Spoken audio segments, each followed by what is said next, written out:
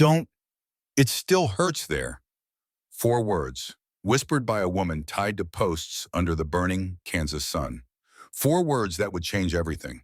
Because the man who heard them didn't just cut her free. He listened. They didn't hang her to kill her. They didn't whip her to break her.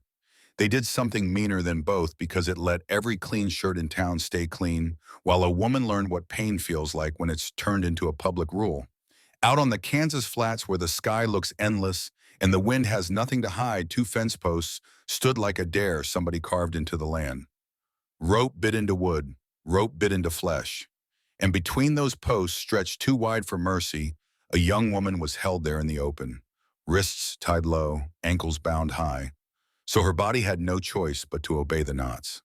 The August sun of 1887 beat down with the kind of heat that doesn't ask permission.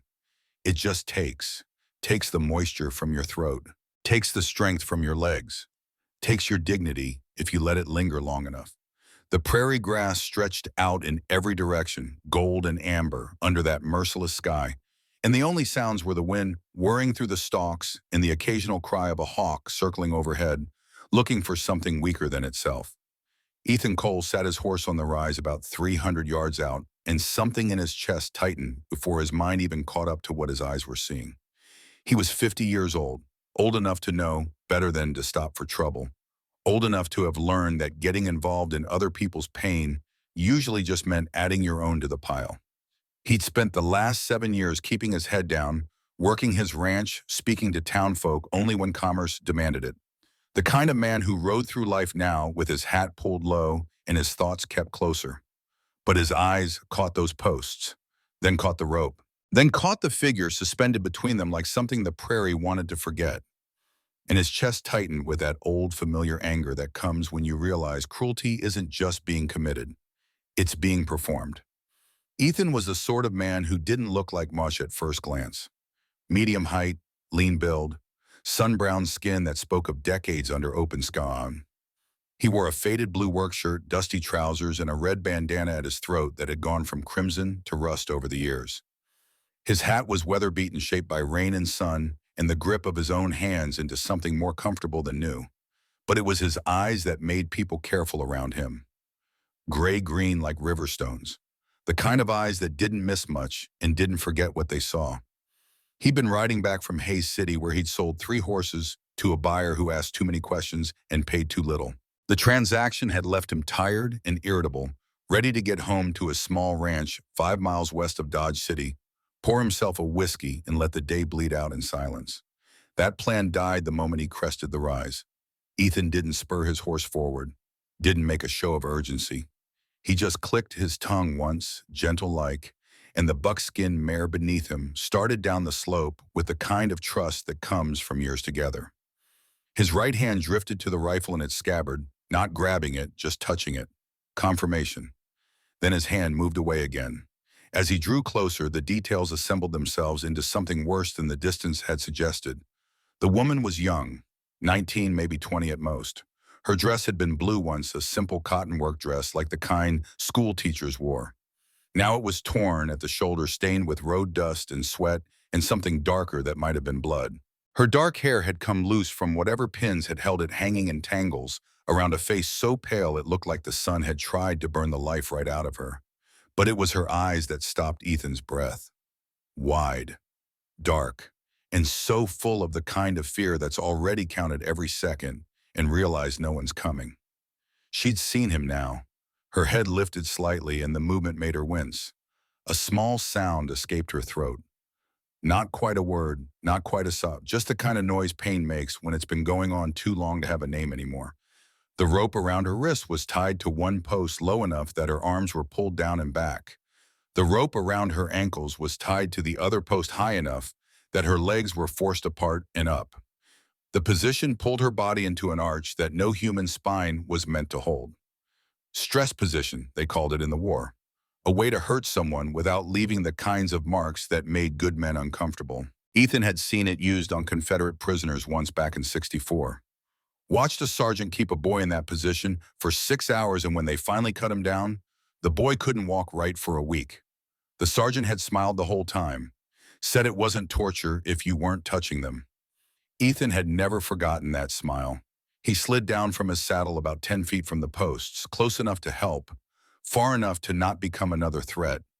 The wind picked up, carrying the smell of sun-heated grass and something else, something human. Sweat and fear and the particular scent of flesh pushed past its limits. The woman's breathing came shallow and quick. Every inhale looked like it had to negotiate with pain first. Her shoulders trembled with the effort of supporting weight they weren't designed to carry. Dust streaked her cheeks. A bruise bloomed dark along her collarbone, spreading down beneath the torn fabric of her dress like spilled ink. And there was something else too, something you couldn't put a finger on until you saw it enough times in enough faces. The look of someone who'd been told their body wasn't theirs anymore, and they were trying to remember how to keep it anyway. She saw him approach and flinched. Not away, toward the ropes, toward the nos, toward whatever came next, because at least known pain has the courtesy of familiarity. Her voice came out rough, scraped raw by sun and crying and hours of breathing through clenched teeth. "Please," she rasped. "Don't. That one word, don't." It carried the weight of every violation she expected, every cruelty she'd already endured, every moment when asking for mercy had only made the pain sharper. Ethan stopped.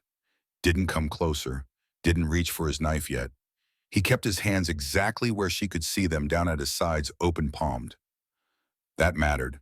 Out here, hands told the truth before mouths ever did. "I'm not here to hurt you," he said. His voice came out low and steady, the same tone he used with spooked horses. "I'm here to get you down." The woman's eyes squeezed shut for a beat, like she couldn't afford to believe him, and was angry at herself for wanting to. When she opened them again, they fixed on his face with desperate intensity, searching for the lie, searching for the trick. When she spoke next, her voice came thin and frightened and strangely specific, like a warning learned the hard way. "Don't, it still hurts there." Those words hung in the August air between them, and Ethan understood them immediately. Understood them in his gut, the way you understand the sound of breaking bone or the smell of infection. She wasn't telling him not to help. She was telling him where the pain lived, where it had taken root in joints and tendons and all the places that don't show pretty bruises. Pain like that doesn't just fade when the ropes come off. Pain like that lingers in the body's memory, makes every touch feel like a threat, even when it isn't. Ethan shifted his stance, reading her posture the way he'd read injured animals his whole life. The way her shoulders curved inward, protecting. The tremor in her arms that spoke of muscles held past their breaking point. The way her ribs fought each breath, expanding against resistance that shouldn't be there. "All right," he murmured. "Tell me where." She swallowed. The movement traveled down her throat like something painful. "Shoulders," she whispered, "and my left side, when I breathe." Ethan nodded once, then he did something most men wouldn't have thought to do. He stepped closer, slow as sunrise, and reached for the knot at her right wrist, then stopped. Looked at her face first. The question wasn't spoken. Permission wasn't asked in words, but it was asked in the pause, in the way his hand hovered near the rope without touching it yet, in the way his eyes stayed on hers instead of on the task. She didn't nod, but she didn't pull away either. That was all he got, and all he needed. Ethan took out a small blade from his pocket. Plain, clean, a working knife, not a weapon. He positioned it against the rope carefully, and instead of just cutting through and letting her weight drop, he did something that revealed the kind of man he was beneath all that silence. He supported her weight first. His left forearm slid under her back, taking the pressure off her shoulder before the rope even loosened. Then he cut. Not a fast slash, but a careful sawing motion that gave him control over how the tension released. The rope frayed, separated, and her right arm came free without the jerking motion that would have torn through already damaged muscles. A small sound escaped her lips. Relief mixed with pain, because even gentle movement hurts when your body's been held wrong for hours. "Easy," Ethan said quietly. "Easy now." He moved to her left wrist. The same process, support first, cut second, control always. By the time her second arm came free, tears were running down her face, but she wasn't sobbing, just leaking. The way a person does when the body gives up on pride because there's no strength left to maintain it. Ethan had to crouch to reach her ankles. The rope there was tied tighter, cutting into flesh that had swollen around it. He could see the raw places where she'd struggled, where hope had made her fight the bonds until blood came. This is going to hurt more coming off, he warned her, but it'll hurt less after. She nodded, or tried to. The motion was barely there. He cut the ankle ropes with the same care, but physics didn't give him much choice about what happened next. As soon as the tension released, her legs dropped and gravity remembered her. Ethan moved fast, not grabbing, not yanking, just catching. His arms came around her as her body sagged, supporting her under the knees and behind the shoulders, keeping pressure off her left side where she'd said it hurt. Her weight fell against him, and for just a moment, she went completely still, like she couldn't quite believe she was being held without being claimed. Her breath hitched sharp against his shoulder. Her hands clutched at his shirt, fingers digging in with surprising strength, the kind of grip that comes from drowning people. "I got you," Ethan said. The words came out rougher than he meant them. "I got you."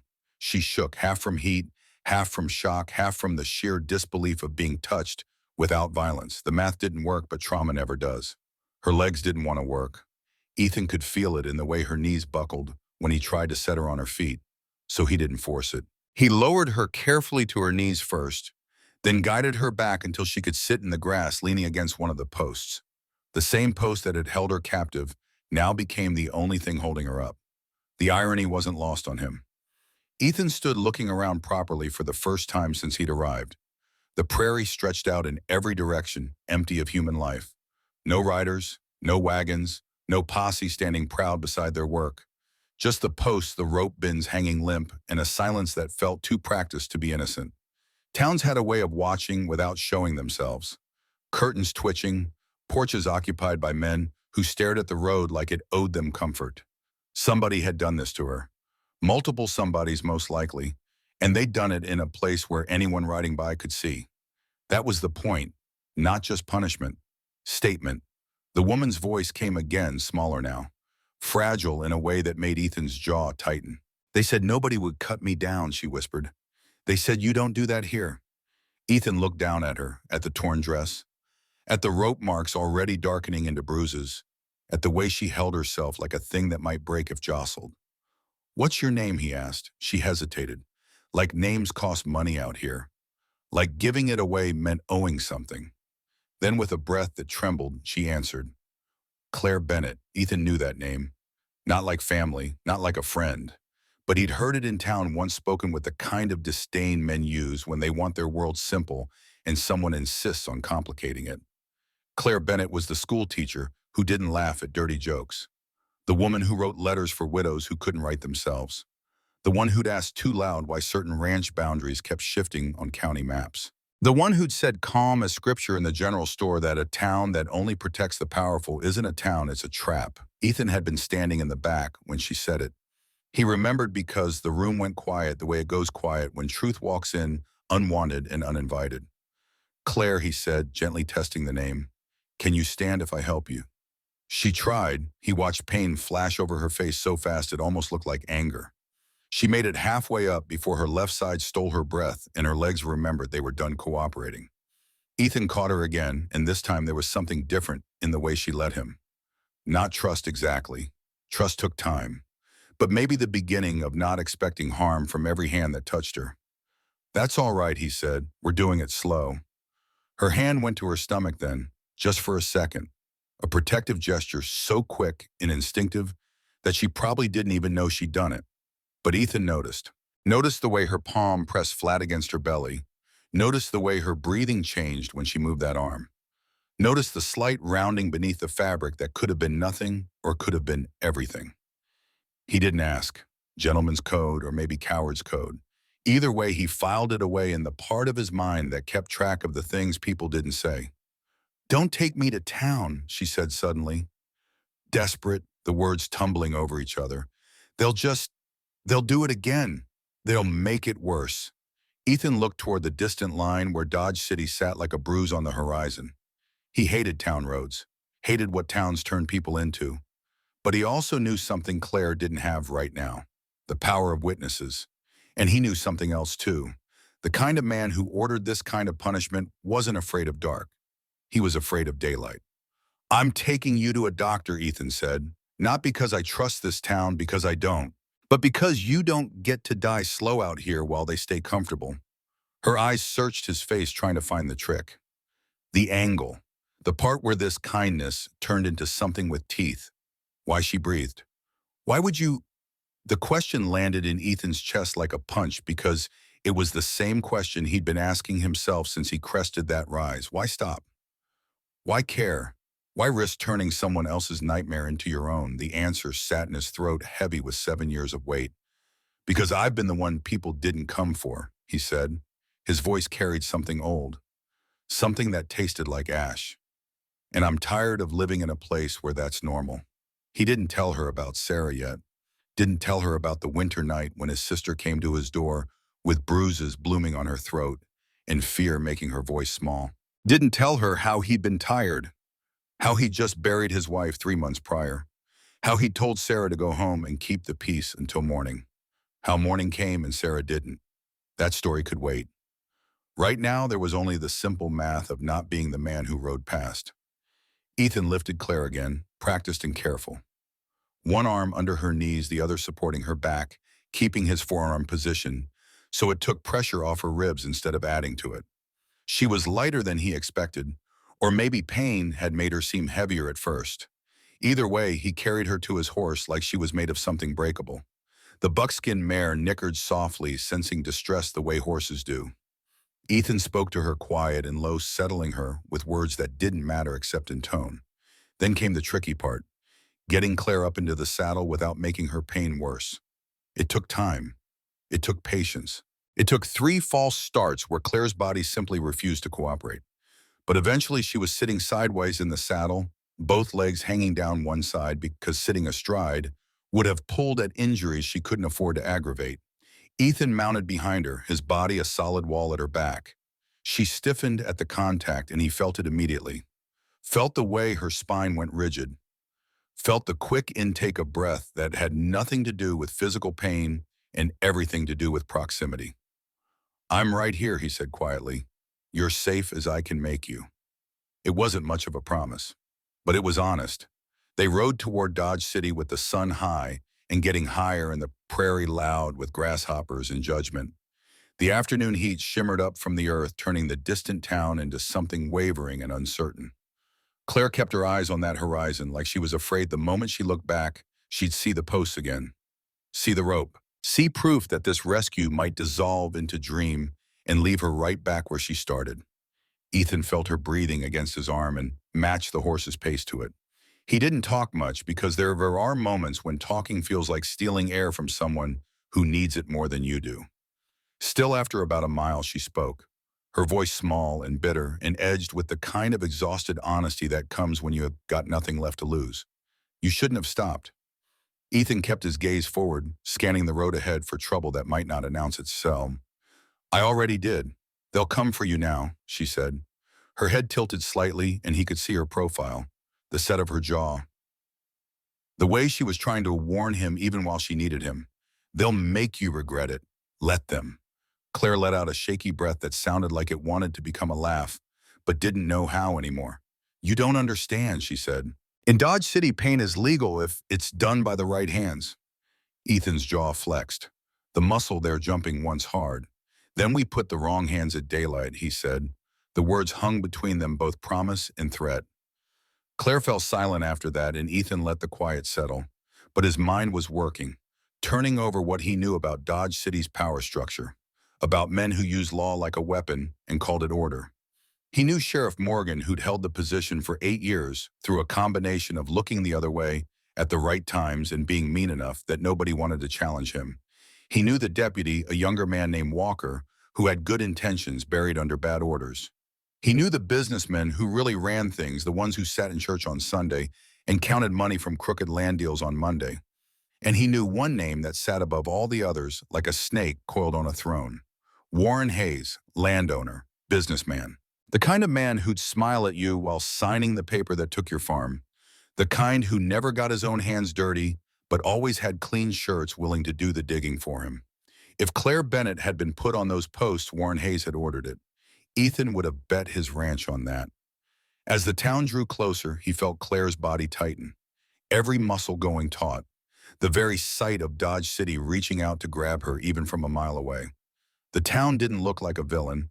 That was always the trick. It looked like a place where men bought flour and children chased dogs and church bells pretended the world was decent. Two-story buildings, wide main street, hitching posts with patient horses. From a distance, you could almost mistake it for somewhere safe. But the porch sitters were already turning their heads, watching. The street began to quiet in that particular way. It quiets when everyone knows something ugly has happened and nobody wants to be the one to say it out loud. Ethan rode straight down Main Street, not hurrying, not hiding. Let them see. Let them mark his face. Let them understand that whatever they'd tried to accomplish with those posts, it hadn't worked the way they planned. He headed for the office of Dr. Samuel Porter because Porter had a reputation. Not for courage. Porter wasn't brave, but Porter was honest in the ways that mattered. He could be bribed to keep his mouth shut, but he couldn't be bribed to lie with his hands. He'd treat what needed treating. That mattered more than comfort right now. The doctor's office sat on a side street, a small building that smelled of carbolic and boiled cloth even from outside. Ethan dismounted first, then helped Claire down with the same care he'd used getting her up. Her legs wobbled, but she locked her knees and stayed upright through what looked like pure stubbornness. The door opened before Ethan could knock. Dr. Samuel Porter stood there, 57 years old and looking older. Gray hair, tired eyes, the kind of weariness that comes from patching up too many sins and still waking up in the same town. Porter's eyes flicked over Claire's condition. The torn dress, the rope burns, the way she held her left side, the bruise on her shoulder. His mouth tightened into a thin line, but he didn't ask questions. Not yet. He just stepped aside. Bring her in. Ethan guided Claire through the door, and the cool dimness of the office felt like mercy after the brutal sun. Porter gestured to an examination table covered with clean white cloth. Claire sat down slowly, each movement calculated to minimize pain. Porter washed his hands at a basin in the corner, methodical and thorough. When he turned back, he had his doctor face on. Professional, detached. But Ethan could see something else underneath, something that looked like shame. Who did this? Porter asked quietly. Claire's eyes went to Ethan, asking permission. Or maybe asking for protection from having to say it herself. Tell him if you want, Ethan said, or don't. Claire swallowed, looked down at her hands, then back up at Porter with something defiant struggling to life beneath all that pain. Warren Hayes, she whispered. Porter's hand paused, just a fraction of a second, just long enough for Ethan to see the fear flicker across the doctor's face. Then Porter nodded once and returned to his examination. But as he worked testing Claire's shoulder, checking her ribs, cleaning the rope burns, with gentle hands, Ethan noticed something, the way Porter's eyes kept flicking to a cabinet in the corner. A locked cabinet, the kind you keep things in that aren't meant for public viewing. He filed that away too. Another piece of a puzzle he was only beginning to see the edges of. Outside, boots crossed wood. Heavy. Purposeful. The door swung open without a knock, and Deputy Walker stepped in. Badge bright, eyes empty of everything except duty to the wrong people. And behind him, like he'd been waiting for his cue, came Warren Hayes himself. Ethan had seen the man before. Around town, at the stockyard, always clean, always smiling, always surrounded by an invisible wall that kept him separate from consequence. He wore a vest today, pressed and perfect. His boots had a shine that spoke of servants. His hands were soft, the kind of soft that came from never doing real work. But it was his eyes that told the truth. Pale blue, cold. The eyes of a man who'd looked at another human being and seen only an obstacle or a tool.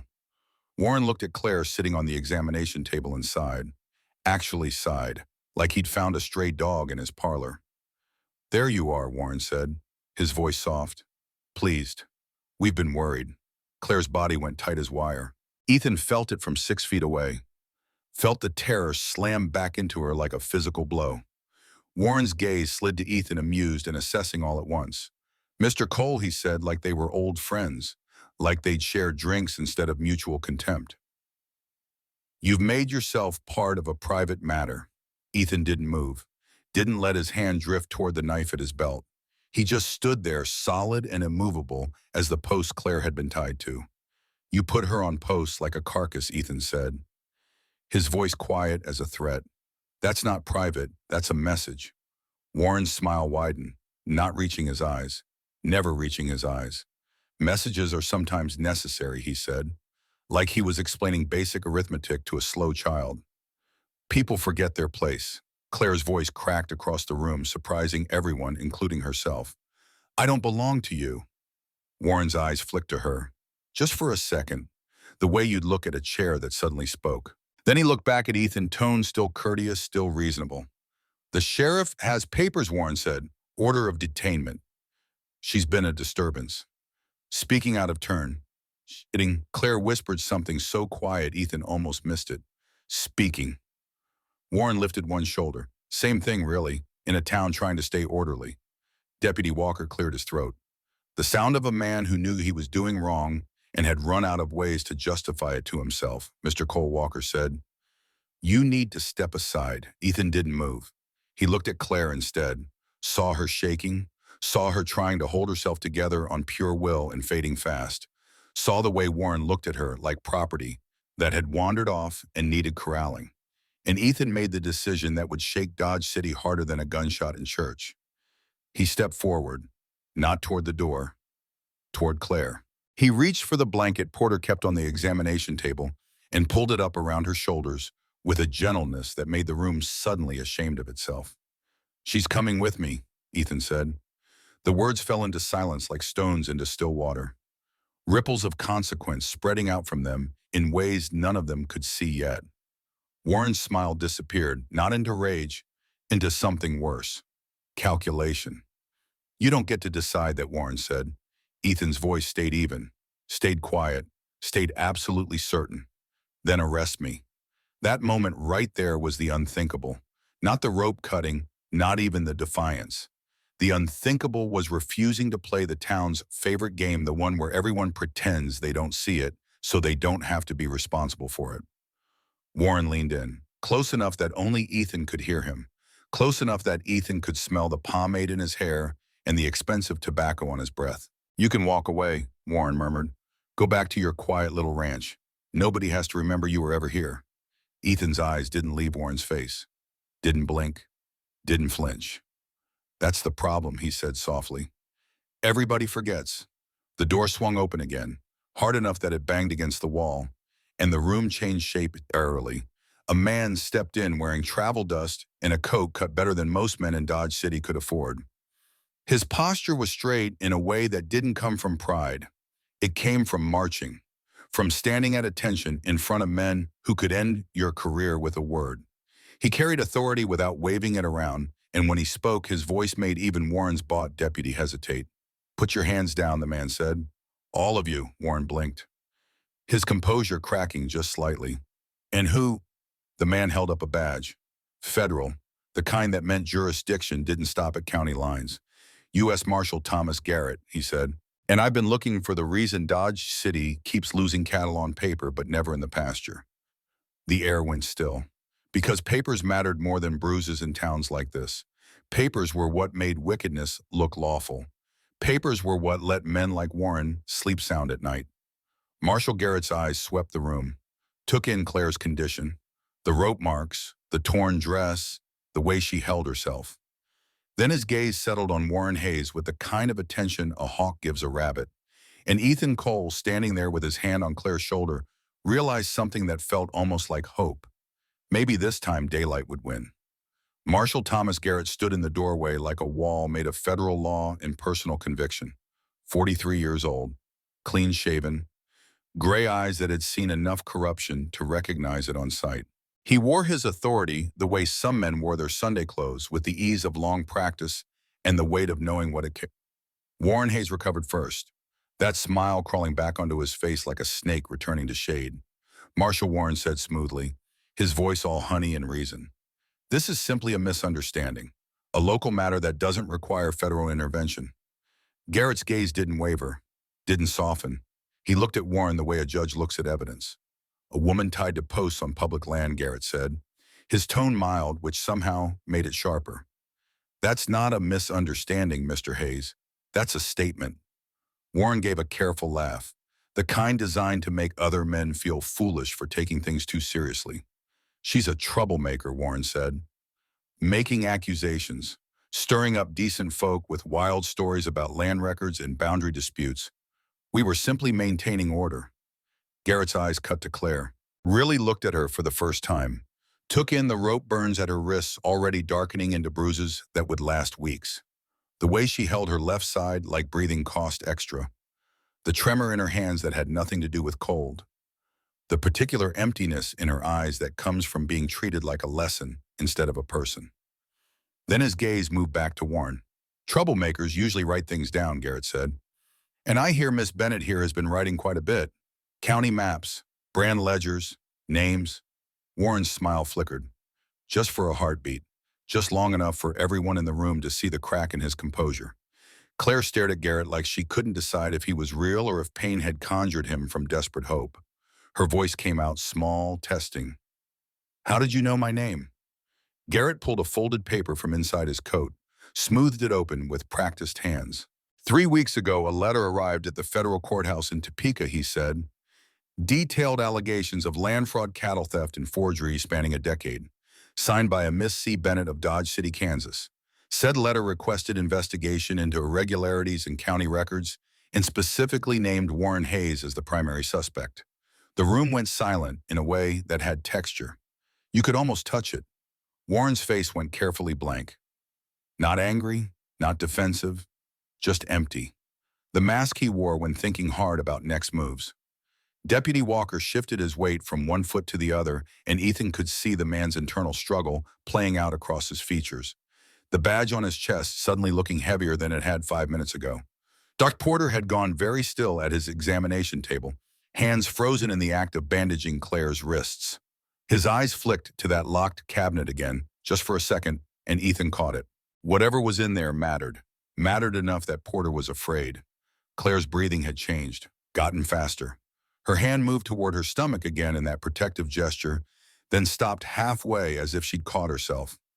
I sent that letter 2 months ago, she said quietly. I thought it never arrived. Garrett folded the paper back into his coat. It arrived, he said. I've been in Kansas 3 weeks now, checking records, following trails, and every trail leads back here, to Dodge City, to county lines that shift on paper but not on the ground, to deeds signed by men who've been dead for years, to cattle that disappear from one ranch and reappear on another with fresh brands. He paused. Let the weight of those words settle. To people who ask questions and then stop asking them very suddenly. That last part hung in the air like smoke. Everyone in the room knew what it meant. The people who'd stopped asking questions hadn't stopped because they'd gotten answers. Warren's jaw tightened. Just a fraction. But Ethan saw it. The first real crack in the man's armor. Marshal Warren said, his voice still controlled but with an edge now. You don't have jurisdiction over local law enforcement matters. This woman was detained on the authority of Sheriff Morgan for disturbing the peace and making false accusations. Garrett's expression didn't change. I have jurisdiction over theft that crosses county lines, he said. I have jurisdiction over fraud involving federal land grants. I have jurisdiction over mail fraud since those forged deeds were filed through postal services. And I have jurisdiction over any man who thinks rope serves as legal process. Warren opened his mouth, closed it, opened it again. I want to see these papers you're talking about, he said, these so-called evidence of wrongdoing, because I think you'll find that everything in Dodge City is perfectly legal and properly documented. Garrett smiled then. It wasn't a pleasant smile. I'm sure you do think that, Mr. Hayes, which is why I'll be examining every deed, every survey, every brand registration filed in this county for the past 15 years, starting tomorrow morning. He turned to Deputy Walker. You, step outside now. Walker hesitated, looked at Warren, looked at Garrett. The federal badge won. Walker mumbled something that might have been yes, sir, and left the office, the door closing behind him with a sound like finality. Warren watched him go, and something cold flickered across his face, the look of a man making calculations about loyalty and liability. Garrett moved closer to Claire, not crowding her, just near enough to speak in a lower voice.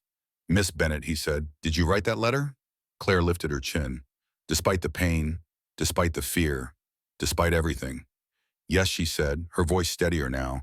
finding strength in the presence of someone who might actually listen. I wrote down where the boundary lines moved. I wrote down who signed what. I wrote down which deputy always looked the other way when cattle crossed the river at night. I wrote down the names of families who lost their land and the dates Warren Hayes filed new deeds. She swallowed, glanced at Warren, then back to Garrett, and I wrote down the names of 6 people who protested and then disappeared. The number landed like a physical blow. 6, not disputes, not disagreements, disappeared. Warren's face went pale around the eyes, the polite mask starting to slip in earnest now. "That's slander," he said, his voice sharp. "Those are wild accusations from a hysterical woman who doesn't understand how land law works." Garrett ignored him entirely, kept his attention on Claire.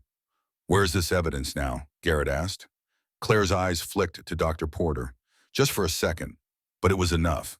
Porter went rigid, his hands gripping the edge of the examination table hard enough that his knuckles showed white. Garrett noticed. Of course he noticed. "That was his job," Dr. Porter, Garrett said quietly. "Is there something you'd like to tell me?" The silence stretched. Porter looked at Claire, at Warren, at Ethan, at the floor, his whole body a study in the war between fear and conscience. Finally he spoke, his voice barely above a whisper. "3 months ago, Claire came to see me. Not as a patient. She asked if I could keep something safe, something important." Warren took a step forward, fast enough that Ethan moved too, putting himself between Warren and the doctor without even thinking about it. "What did you give him?" Warren demanded, his careful mask shattering now. "What lies did you put in writing?" Claire's voice cut across his. "The truth," she said. "Every piece of evidence I could find over 18 months of investigation. Maps showing the original county boundaries compared to current filed boundaries. Lists of brand registrations that don't match the cattle actually grazing the land. Copies of deeds with signatures that forensic analysis would prove were forged. And witness statements." Her eyes locked onto Warren's. "Including one from a ranch hand who saw you shoot Miguel Reyes in 1883 and bury him in your south pasture." The room went dead silent. Warren's face transformed, all pretense evaporating. What remained was cold and calculating and very, very dangerous. "You have no proof," he said flatly. Claire smiled. It was a terrible smile. The smile of someone who'd been pushed past breaking and found something hard on the other side. "I have a tin box," she said, "hidden where you'll never find it, full of every crime you've committed for the past decade. And when the marshal here opens it, every clean shirt in this town is going to have to choose whether they want to keep pretending they didn't know." Warren stared at her, really stared, like he was seeing her for the first time. Seeing past the schoolteacher facade to the woman who'd been building a case against him piece by piece while he thought her powerless. Where Warren asked, his voice soft, deadly, Garrett stepped between them. "That's enough," he said. "Mr. Hayes, you are going to leave this office now. I'll be speaking with Sheriff Morgan, and you can expect a formal interview tomorrow morning. Do not attempt to leave town." Warren's eyes stayed on Claire for another beat. Then he turned without a word and walked out, Deputy Walker following like a shadow. The door closed. The air in the room seemed to expand. Dr. Porter let out a breath he'd been holding and sat down heavily on his stool. His hands were shaking. "I've been so afraid," he said. "To no one in particular. Every day for 3 months I've been afraid." Ethan found his voice. "Where is it?" he asked Claire. The tin box. Claire looked at him. "At Garrett, making a decision. Schoolhouse," she said, "under the floorboard by the stove. I figured Warren would never look in a place where children learn to read." Garrett nodded. "I'll retrieve it tonight, with witnesses. We'll document everything properly." He looked at Ethan then, really looked at him. "You cut her down," Garrett said. It wasn't a question. Ethan nodded. Garrett's expression softened just slightly. "You listened when she said it hurt," Garrett continued. "You took care." Ethan didn't know what to say to that, so he said nothing. Garrett turned to Claire. "You need somewhere safe to stay, somewhere outside town jurisdiction until we can build a proper case. The courthouse has rooms, but they're not secure. Warren owns too many people." Ethan spoke before he could talk himself out of it. "She comes to my ranch." Everyone looked at him. "My place is 5 miles west," Ethan continued. "Outside town limits, defensible. Warren's people won't come at it directly, not with a federal marshal watching." Garrett studied him. "You understand what you're offering. If Hayes wants her silenced, your ranch becomes a target. Ethan's jaw set. Then I guess he'll have to go through me. Garrett held his gaze for a long moment, then nodded. All right, take her, keep her safe.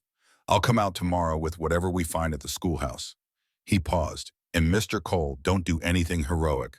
Heroic men get themselves killed. Ethan's mouth twitched, almost a smile. Out here, heroic just means in the way. They left as the sun began its descent toward evening. Claire on Ethan's horse, Ethan mounted behind her, the town watching through windows and doorways, with the kind of attention that felt like accusation. The prairie opened before them, vast and amber in the slanting light. Claire kept her spine straight, despite the pain, like she refused to let Dodge City see her broken even from a distance. They rode in silence for the first mile.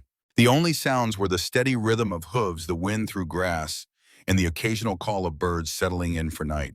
Then Claire spoke. Why are you doing this? She asked, her voice quiet but clear. Ethan was quiet for a long moment, watching the horizon, feeling the weight of that question in his chest. I had a sister, he said finally. Sarah. She married young, married a man everyone said was respectable. Good family. Good prospects. He paused. The words came hard. About 7 years back, she started showing up with bruises. Always had explanations. Fell. Walked into a door. Clumsy, she'd say. But I knew. The horse walked on. The sun sank lower. One night in winter, she came to my door. Ethan continued. It was cold. So cold you could see your breath freeze. She was shaking, had marks on her throat where he'd grabbed her.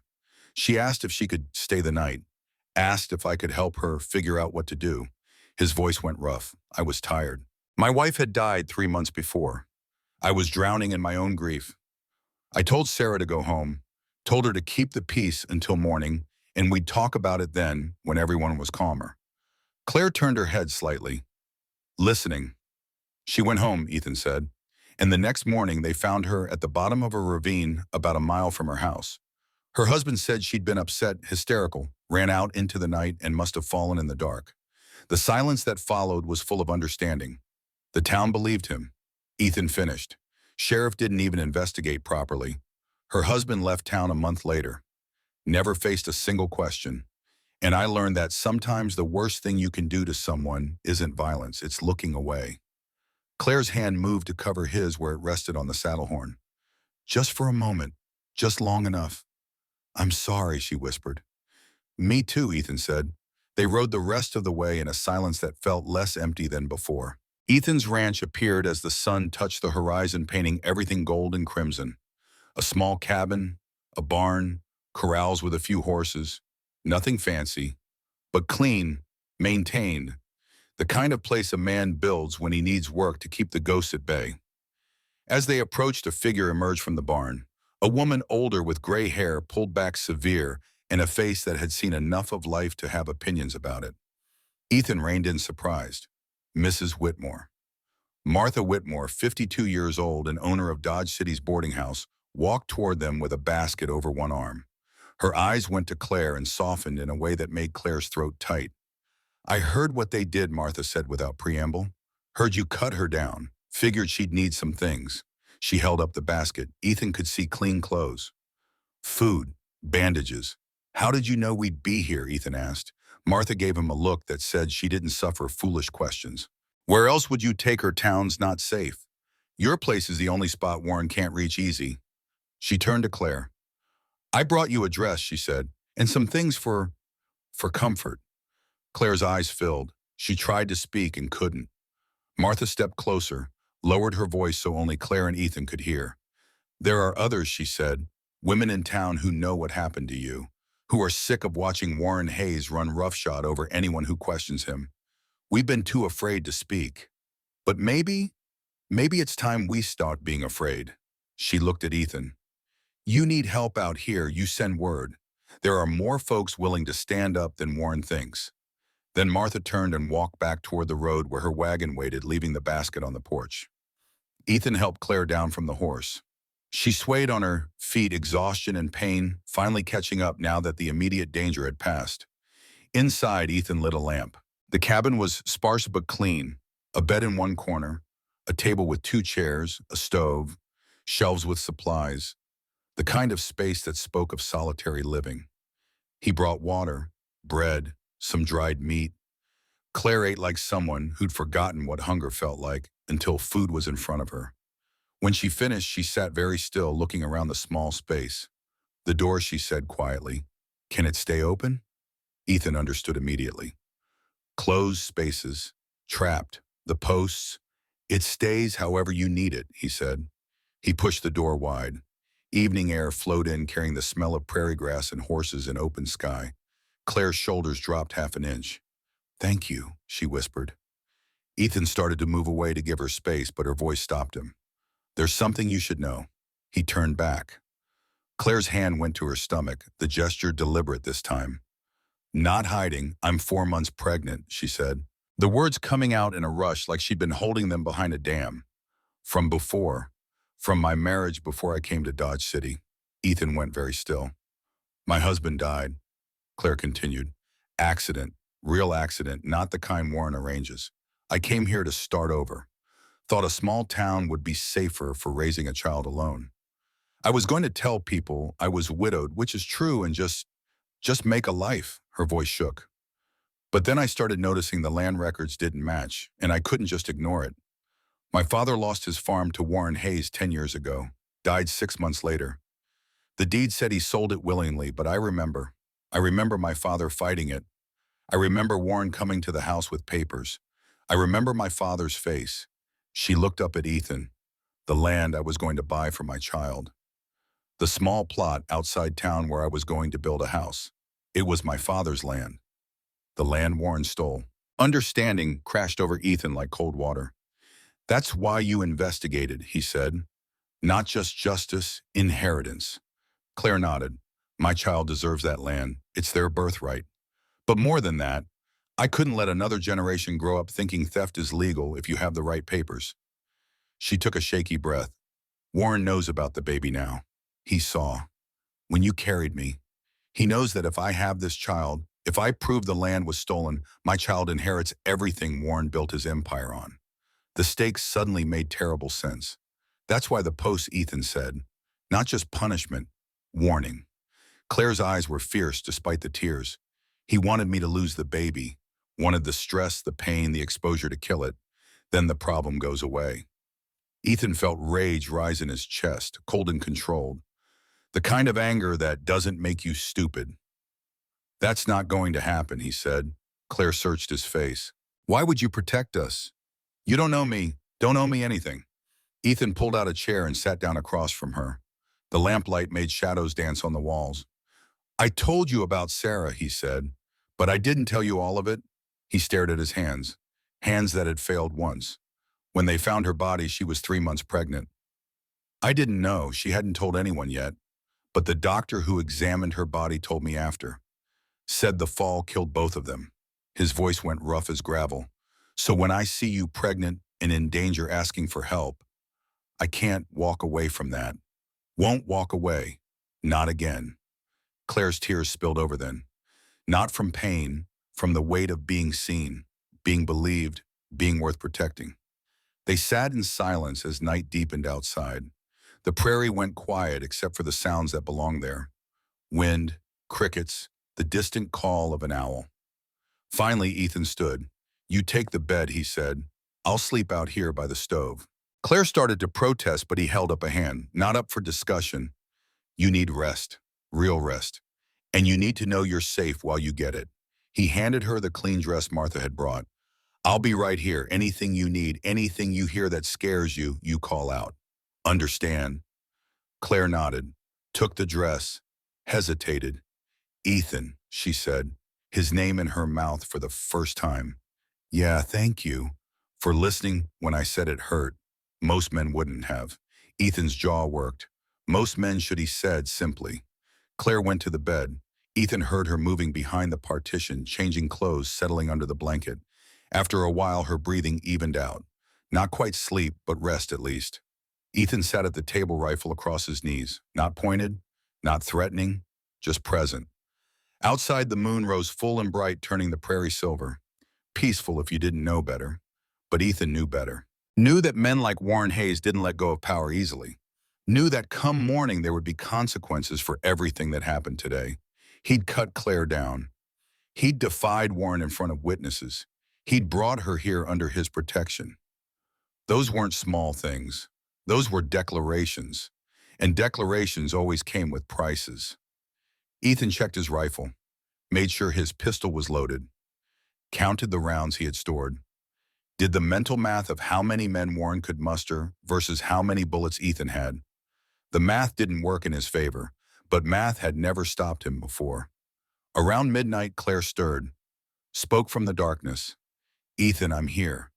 Do you think Garrett will really help, or is he just another man with a badge who'll disappear when Warren makes it worth his while?" Ethan thought about that, about the way Garrett had looked at Claire's rope burns, about the steel in his voice when he told Warren to leave.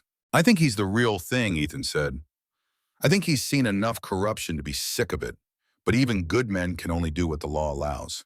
And if the law isn't enough, then we make do with what else we've got." Silence. Then Claire's voice again, smaller. "I'm scared." Ethan didn't lie to her, didn't offer false comfort. "You should be," he said. "Warren's dangerous. He's got money and power and men who'll do what he says without asking questions. This isn't over. Not by a long shot." He paused. "But you're not alone anymore. That counts for something." "It does," Claire whispered. "It really does." The night deepened. Stars wheeled overhead in their ancient patterns. And somewhere in Dodge City, Warren Hayes sat in his fine house with his expensive whiskey-making plans. Plans that involved fire. Plans that involved making problems disappear. Plans that would come to fruition tomorrow night. But for now, in a small ranch house on the Kansas prairie, two broken people found something that felt almost like safety. A woman who'd been treated like property, learning that protection didn't have to come with conditions. A man who'd failed once, learning that second chances sometimes arrived wearing someone else's face. And between them, the fragile beginning of something that might outlast the violence coming for them, if they survived long enough to let it grow. The first sign of trouble came at 2 in the morning when the horses in the corral started moving wrong. Not spooked, not nervous, just alert in the way animals get when something predatory enters their territory. Ethan had been dozing in the chair by the table rifle across his lap. Not real sleep. The kind of half-conscious waiting that comes from knowing danger is a question of when, not if. His eyes opened the moment the first horse snorted. He stood slowly, joints protesting. 50 years of hard work had left their mark on his body, but they'd also taught him how to move quiet when it mattered. He crossed to the open door, keeping to the shadows, and looked out into the moonlit yard. The prairie stretched silver and black under a full moon. Beautiful if you had the luxury of appreciating it. Ethan didn't. His eyes were scanning the darkness for movement, for shapes that didn't belong, for the telltale signs of men trying to be invisible. There, about 200 yards out, moving along the low ridge that marked the eastern boundary of his property. Riders, coming slow, using the natural dips in the land to hide their approach from the direct line of sight. Ethan counted silently. 1, 2, 3 visible. But the way they were spaced suggested more behind them, staying low. His stomach tightened. This wasn't a warning visit. This was a raid. Behind him, he heard Claire stir in the bed. Her voice came soft and frightened from the darkness. "Ethan." He didn't turn around, kept watching the approaching riders. "Get up," he said quietly. "Get dressed. We need to move." He heard her rise, heard the rustle of fabric as she pulled on the dress Martha had brought. Then her footsteps, careful and pained, as she came to stand near him. "How many?" she asked. "6, he said. "Maybe more." Claire's breath caught. Her hand went to her stomach in that protective gesture that was becoming familiar. "Warren sent them." It wasn't a question, but Ethan answered anyway. "Warren's with them." That got her attention. She looked at him sharply. "He never comes himself. He always sends others." Ethan's jaw tightened. "That's how I know he's serious this time. You're not just an inconvenience anymore. You're a threat he can't delegate." He turned from the door and moved to the bed, kneeling down. There was a wooden panel beneath it, flush with the floor. He pried it up, revealing a narrow space below. A storm cellar of sorts. Small, dark, barely big enough for one person. "No," Claire said immediately, her voice sharp with fear. "I'm not hiding while you fight." "You're not hiding," Ethan said. He looked up at her and his eyes were steady. "You're surviving. There's a difference. I can help. I can shoot." Ethan stood, placed his hands on her shoulders, gentle but firm. "You're 4 months pregnant, and you spent most of yesterday tied to posts," he said. "Your body needs rest, not gunfight. And I need to know you're safe so I can focus on what's coming." Claire's eyes filled with frustrated tears. "I can't leave you alone." "You're not leaving me," Ethan said. "You're trusting me. There's a difference there, too." He guided her toward the opening. She resisted at first, then let him help her down. The space was cramped and smelled of earth, but it was solid, safe. "You don't come up until I say your name," Ethan said. "Not for gunfire, not for shouting, not unless you hear my voice calling for Claire. Understand?" She nodded, even though her whole body was shaking. "What if you don't come back?" The question hung between them like smoke. "Then you wait until morning," Ethan said. "Until you're sure they're gone. Then you run. You find Marshall Garrett. You tell him everything, and you make sure that baby gets born safe. You hear me?" Claire grabbed his hand, held it tight. "Don't die," she whispered. "Please don't die."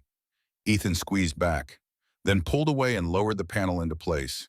He shifted the rug over it, making the floor look undisturbed.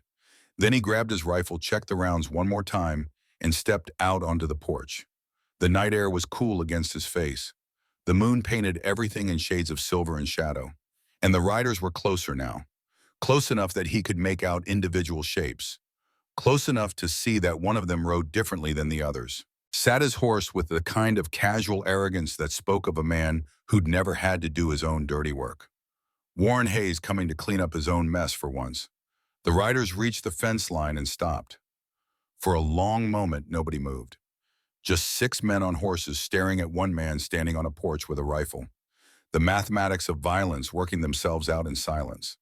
Then one of the riders dismounted, moved forward with a distinctive hitch in his step, a limp that spoke of old injury poorly healed. Jack Drummond, Warren's right hand, the man who did the things Warren's clean shirts couldn't afford to be seen doing. Ethan had seen Jack around town, knew him by reputation. Enforcer, collector. The kind of man who smiled when he hurt people and called it just doing his job. But there was something else about Jack, too. Something in his eyes that suggested he hadn't always been this way. That somewhere along the line, circumstances had ground him down into something he maybe hadn't meant to become. Jack walked forward until he was about 30 feet from the porch. Far enough to be polite, close enough to be threatening. "Evening call," Jack called out. His voice carried across the yard, easy, pleasant even, like they were neighbors discussing weather. "We're looking for a woman. She's gone missing. Thought maybe you'd seen her." Ethan didn't move, didn't raise the rifle, just kept it resting against his shoulder barrel, pointed at the sky, but ready to come down fast if needed. "You're on my land," Ethan said, his voice flat, empty of everything except certainty. "State your business plain." Jack's smile widened, not reaching his eyes. "Business is simple," he said. "The woman you took from town this afternoon. Miss Bennett, she's wanted for questioning. Sheriff has papers. We're here to bring her back." Ethan's eyes flicked past Jack to the other riders. To Warren sitting his horse in the shadows like a man who thought darkness made him invisible. "If the sheriff wants her, the sheriff can come get her," Ethan said. "In daylight, with proper warrants, not at 2 in the morning with hired guns." Jack took another step forward, his hand drifting casual like toward the pistol at his hip. "Now, Cole, don't make this difficult. We're doing you a favor here. Hand her over and you go back to being nobody. Keep her and you become a problem. And problems out here tend to solve themselves permanent like." Ethan's voice stayed level. "I ain't invisible," he said. "I'm just quiet. There's a difference." Jack's smile tightened at the edges. "Quiet men live longer." "Not tonight," Ethan replied. The words fell into silence, the temperature of the encounter shifting from false courtesy to naked threat. Behind Jack, one of the other riders shifted in his saddle, impatient, young probably, the kind who thought violence was exciting instead of ugly. His hand was already on his gun, just waiting for permission. Jack glanced back at that rider. Some silent communication passing between them. Then he looked at Warren, still saddling his horse like royalty, observing peasants. Warren nodded once. Small, barely visible, but enough. Jack's expression changed, the pretense dropping away like a shed skin. You cut her down this afternoon, he said, his voice different now, harder. That wasn't your place, Cole. Ethan's jaw set. Tying her up wasn't yours. Jack stepped closer, boots crunching on dry earth. You don't know what she did, don't know the trouble she's caused. I know what rope means, Ethan said. Another rider dismounted behind Jack, started angling wide, moving toward the side of the cabin, trying to get around to the window, to create a crossfire or find another entrance. Ethan's muscles tightened. His thumb moved to rest on the rifle's hammer. Still not threatening, still not pointed at anyone, but ready. He shifted his position, just one step, just enough to keep himself between that flanking rider and the cabin door. The message clear. You come at this house, you come through me first. Jack saw it and smiled like he'd been hoping for exactly that response. There it is, he said softly. That's the problem with you, Cole. You started caring. Caring makes a man stupid, makes him throw away a safe life for someone who ain't even his. Ethan's voice dropped lower, the kind of quiet that's more dangerous than shouting. Get off my land. Jack's hand drifted closer to his holster, not grabbing, not drawing, just hovering. A threat that wanted to look casual, or what Ethan looked him dead in the eye. Saw something there he recognized. The look of a man who'd spent so long following orders that he'd forgotten how to choose for himself. A man who'd become a tool and called it employment. Or you'll learn what it feels like when somebody finally says no. The silence stretched. Moonlight made everything look clean, and that almost made it crueler. 6 armed men against 1. Mathematics that didn't leave room for heroics. The flanking rider was moving again, getting closer to the cabin side wall, getting ready to make his move, and Jack took one more step forward, testing, pushing the line. Ethan made his decision. He stepped back off the porch, not retreating, redirecting, moving sideways toward the corral gate, towards open ground, towards space where bullets wouldn't punch through cabin walls to find the woman hiding beneath the floor. You want me, Ethan said, his voice carrying across the yard. Come take me. Jack's grin widened, like this was exactly what he'd been waiting for. Like Ethan had just fallen into a trap instead of setting one. That's more like it. And Ethan fired, not at Jack, not at any of the men. He fired into the dirt near Jack's boots, the shot kicking up a spray of earth that made Jack jump back, cursing. The sound cracked across the prairie like judgment. The horses spooked. The riders swore and drew their weapons. And Ethan didn't wait to trade bullets standing still. He swung up onto his own horse in one practice motion, the rifle still in his hand, and he rode. Rode hard into the pasture, pulling the fight away from the cabin, away from the floorboard that hid Claire's terrified breathing. Behind him, gunshots split the night. Wild, angry, meant more to scare than to hit, at least at first. The riders followed exactly as he'd hoped, hooves thundering, night wind tearing at his hat. The chase on. Ethan knew this land, every gopher hole, every wash where the creek cut through in spring, every place where the ground looked solid but would catch a horse's hoof if you didn't know to avoid it. He led them toward the low draw that split his property like a scar, the earth falling away sudden into a depression, maybe 8 feet deep. Hard to see in daylight, nearly invisible at night. At the last second, Ethan veered, his horse jumping the narrow part where the banks were lowest. Behind him, the lead rider, that young impatient one, came on too fast, too eager. His horse hit the soft edge where the bank crumbled and nearly went down. The animal caught itself scrambling, but the rider's momentum was broken. He fell behind, shouting frustration into the dark. Ethan used the moment to widen the distance, put another 50 yards between himself and the pursuit. Then he angled toward the line of cottonwood trees that marked where the creek ran, where South Bend was, where if Garrett had been smart, there'd be federal deputies waiting. The chase carried them across open prairie like a storm. Ethan could hear the riders behind him breathing hard, could feel their frustration rising, could sense them starting to realize they weren't hunting a scared schoolteacher. They were chasing a rancher who knew every inch of the ground beneath their horse's hooves. Jack Drummond's voice carried over the thunder of hooves. Cole, you can't win this. Give her up and we'll let you live. Ethan didn't answer, didn't waste breath on words. The land answered for him with its dips and ridges and honest distance. As the cottonwoods grew closer, Ethan saw what he'd been praying for. Lantern light, dim, steady, controlled. Not the wild swing of men riding, but the deliberate placement of men waiting. Garrett had understood, had set his trap exactly where Ethan had hoped. Ethan angled straight for those lights, and the riders behind him, blinded by anger and moonlight, followed without thinking. Followed without seeing the trap closing around them like a fist. Then Marshal Garrett's voice cut through the night like iron through silk. "Stop right there, United States Marshal!" The lanterns flared brighter. Federal baites stepped out from the trees, rifles shouldered, spread wide enough to create a perimeter, close enough together that there was no gap to slip through. The riders hauled on their reins, horses skidding, snorting. Jack Drummond's mount nearly reared, and Jack fought it back down, cursing.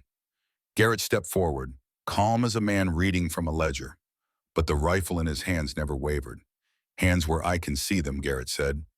Jack's eyes darted around, looking for escape, looking for options. Finding neither, Warren Hayes sat his horse at the back of the group, and even in the lamplight, Ethan could see the rage twisting his features. All that careful composure gone, replaced by the naked fury of a man who'd never been told no before and didn't know how to process it. Jack hesitated, looking back at Warren for orders. "I said hands," Garrett repeated, quieter this time, and somehow worse. Slowly, with the reluctance of a man who knew his night had just ended badly, Jack raised his palms. The other riders followed suit because whatever loyalty they had wasn't worth federal prison. Garrett's men moved in fast and professional, disarming, patting down, checking for hidden weapons with the kind of thoroughness that came from experience. When they searched Jack, one of the deputies pulled a folded piece of paper from inside his vest, held it up for Garrett to see. "Marshal, you'll want to look at this." Garrett took the paper, unfolded it by lantern light. His expression barely changed, but his eyes did. They went colder, harder. The look of a man who'd just found the evidence he needed. He read aloud. "Jack retrieved Claire Bennett before dawn. Handle Cole if he interferes. I'll manage the marshal afterward. Signed W.H." Garrett looked up, his gaze finding Warren in the group. "W.H.," he said. "Would that be Warren Hayes?" Warren's face had gone pale, not with fear, with calculation. Already trying to figure out how to spin this, how to claim the note was forged or misunderstood or taken out of context.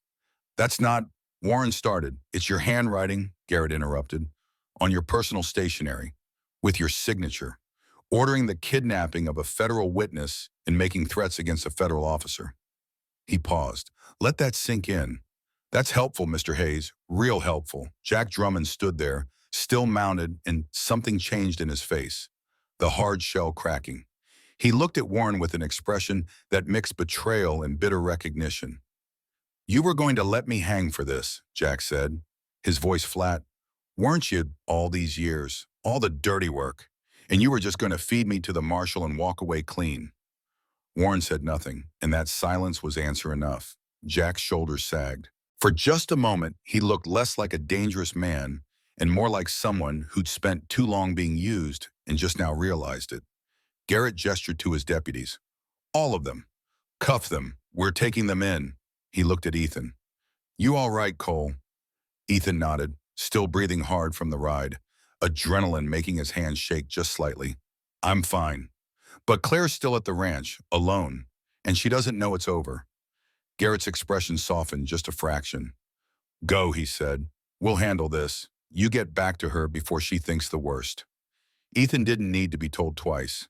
He turned his horse and rode back the way he'd come, faster, now that fear wasn't driving him. The prairie opened before him, familiar and vast, and he pushed his mount harder than he probably should have. By the time he reached the ranch, his heart was pounding for different reasons. Not danger, not violence, just the desperate need to tell Claire she was safe, that the men who'd come for her were in federal custody, that for tonight at least the threat had passed. He dismounted at a run, crossed the porch in 3 strides, burst through the door, and went straight to the floor panel. "Claire," he called, his voice rougher than he meant it. "Claire, it's safe, come on up." For a terrible moment, there was no answer. Ethan's chest tightened, his mind racing through awful possibilities. Then he heard movement below, a scraping sound, and the panel shifted. Claire's face appeared in the gap, pale and streaked with tears. Her eyes found his and held. "Ethan," she breathed, like his name was the only prayer she knew. He reached down, helped her up. Her hands were shaking so badly she could barely grip his. When she cleared the opening, she swayed and Ethan caught her. For a moment, she just stood there, supported by his arms, trembling with relief so profound it looked like shock.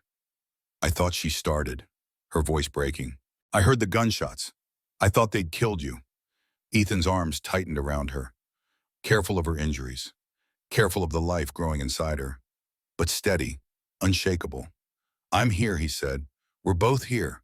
And they're not. Claire pressed her face against his shoulder and finally let herself cry. Not the silent tears of pain, the real sobs of someone who'd been holding terror at bay for hours and could finally let it go. Ethan held her while she shook, while she cried, while the night slowly gave way to the first hints of pre-dawn gray on the eastern horizon. And when she could breathe again, when the tears had slowed to something manageable, she pulled back just enough to look at his face. You came back, she said. Like it was a miracle. I told you I would, Ethan said. People tell me things all the time, Claire whispered. It doesn't make them true. Ethan's hand came up, brushed a strand of hair back from her face with a gentleness that made her breath catch. I'm not people, he said quietly. Claire's eyes searched his, looking for the lie, the angle, the moment when kindness would turn into something with teeth. But all she found was a tired rancher with honest eyes and hands that had protected instead of claimed. No, she said softly, you're not. They stood there in the lamplight, two broken people finding something that felt like trust. Not love, not yet.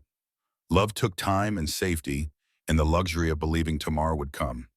But trust, that was starting. Outside the prairie was silent except for the sounds that belonged there. Wind through grass, horses settling in the corral, the distant call of a coyote announcing dawn. Warren Hayes and his men were in federal custody. The evidence was secured.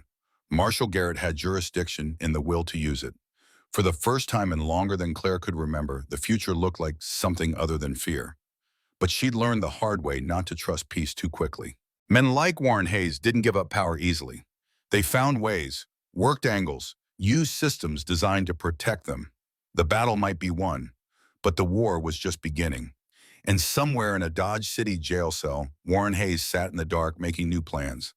Plans that involved lawyers and influence, and all the ways a rich man could make problems disappear as even from behind bars. Plans that would force Claire to make the hardest choice of her life, to testify and risk everything or to run and lose it all. But that was tomorrow's problem.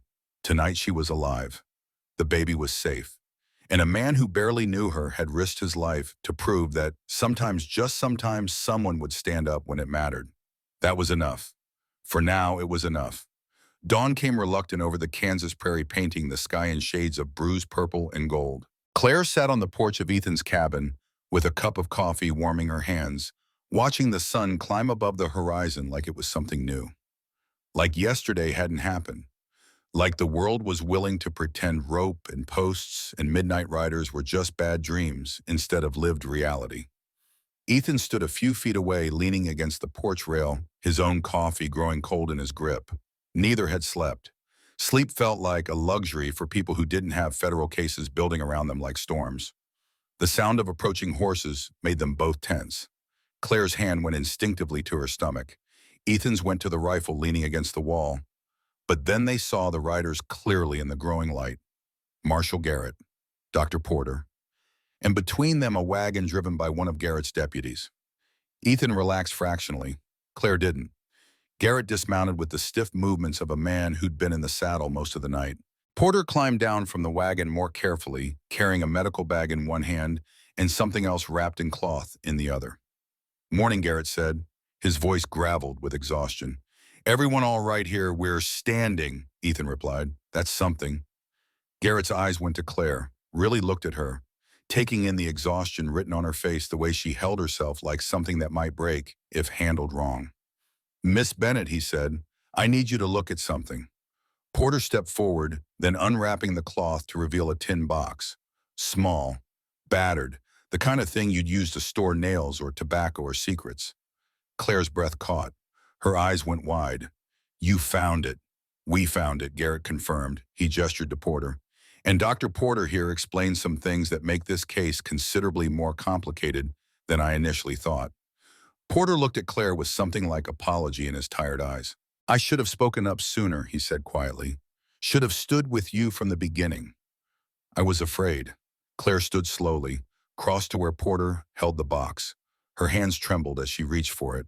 You kept it safe, she said. That's what mattered. I did more than that, Porter said. He glanced at Garrett, then back to Claire. I need to tell you something about why I agreed to help you in the first place. They moved inside the cabin. Garrett set the tin box on Ethan's table like it was made of something fragile. Claire sat down across from it, and Ethan took position behind her. Not hovering, just present. Porter remained standing, his hands working against each other like they couldn't quite figure out what to do. 3 years ago, Porter began. My wife Elizabeth took ill. Fever. It came on sudden and burned hot. I knew she needed medicine we didn't have in town. Had to send to Hayes City for it. Sent Deputy Walker with the request, marked it urgent. His voice went rough. Sheriff Morgan held the order for 3 days. Said he was too busy. Said it could wait. But it couldn't wait. By the time the medicine arrived, Elizabeth was gone. Claire made a small sound of sympathy. I found out later, Porter continued, that Morgan had lost money to me in a poker game the week before. $50. He was angry about it. So he delayed my wife's medicine as petty revenge. And she died. Garrett's expression hardened. Did you report this? Porter laughed. It was a bitter sound. To who Morgan was the law? Warren Hayes owned and Morgan. I had no proof, just timing and suspicion. So I buried my wife and I kept my head down, and I hated every single day of living in a town where a man's pride matters more than a woman's life. He looked at Claire. 3 months ago, when you came to my office and asked if I could keep something safe when you told me you were building a case against Warren Hayes, I said yes before you even finished explaining. Because I was tired. Tired of being afraid. Tired of watching evil men call themselves upstanding citizens while bodies piled up in the cemetery. Claire reached across the table, took Porter's hand. Thank you, she said simply. Garrett opened the tin box. Inside were papers, dozens of them, maps, letters, lists written in Claire's careful schoolteacher handwriting. And beneath those, something else, a leather-bound journal. Garrett lifted the journal carefully, opened it. His eyes scanned the first page, then the second. Then he went very still. Miss Bennett, he said slowly, when you wrote to me, you said you had evidence of 6 murders. Claire nodded. 6 that I could prove with documentation or witness statements. Garrett looked up at her. There are 12 in here. The words fell into the cabin like stones into still water. Ripples spreading outward in widening circles of horror. 12, Claire whispered. She looked stricken. I only knew about 6. The rest are all documented, Garrett finished, with dates, names, methods, some going back 15 years. He started reading aloud, his voice flat, professional. The only way to get through a litany of murder without breaking. Thomas Drummond, 1877, marked as riding accident. Witness statement says saddle girth was tampered with. Miguel Reyes, 1883, shot, buried in South Pasture. Witness statement from ranch hand Ben Perez, James Bennett, 1876. Claire's head snapped up. That's my father. Garrett met her eyes. I know. The journal notes that Bennett contested a land sale, claimed forgery on the deed transfer, died 3 weeks later in what was called a riding accident. Your father's horse allegedly spooked and threw him, broke his neck. Claire's hand went to her mouth, her whole body shaking. I was 8 years old, she whispered. They told me it was an accident, that he was drinking and got careless, but he didn't drink. He never drank. Ethan's hand came to rest on her shoulder, steady, grounding. Garrett continued through the list. 12 names, 12 deaths, each one ruled accidental or natural, each one convenient for Warren Hayes, each one removing an obstacle to land acquisition or silencing a witness or eliminating a competitor. By the time he finished, Porter had sat down heavily on Ethan's other chair, his face gray. 12, Porter said. Dear God, I knew Warren was corrupt. I didn't know he was a serial killer. Garrett closed the journal. This changes everything, he said. This isn't just fraud and land theft anymore. This is a capital murder case. Multiple counts, federal jurisdiction, because some of these victims were on federal land grants. He looked at Claire. You're not just a witness anymore, Miss Bennett. You're the key to putting a noose around Warren Hayes' neck. And he knows it. The morning stretched on. Garrett went through every piece of evidence in the tin box methodically, made notes, asked Claire questions about where she'd found certain documents, who had provided witness statements, how she'd connected the dots between deaths and land transfers. Claire answered as best she could, but Ethan could see the toll it was taking, the way her hands shook, the way her voice would catch when reading her father's name in her own handwriting, the protective way she held her stomach like she could shield the life growing there from the ugliness of the past. Around mid-morning, there was another sound of horses. This time, Deputy Walker rode up alone. He dismounted slowly, and Ethan noticed the man wasn't wearing his badge anymore. Walker stood at the bottom of the porch steps looking up at Garrett with the expression of a man who'd made a hard choice and was still figuring out how to live with it. Marshal Walker said, "I came to make a statement." Garrett studied him. "You understand that anything you say can be used in court?" "I understand." Walker took a breath. "I've been deputy in Dodge City for 4 years. For 3 of those years, I've watched Sheriff Morgan take money from Warren Hayes. Watched him look the other way when Hayes' men moved cattle at night. Watched him file false reports and destroy evidence and lie under oath." He pulled a small leather book from his coat. "This is Sheriff Morgan's personal ledger.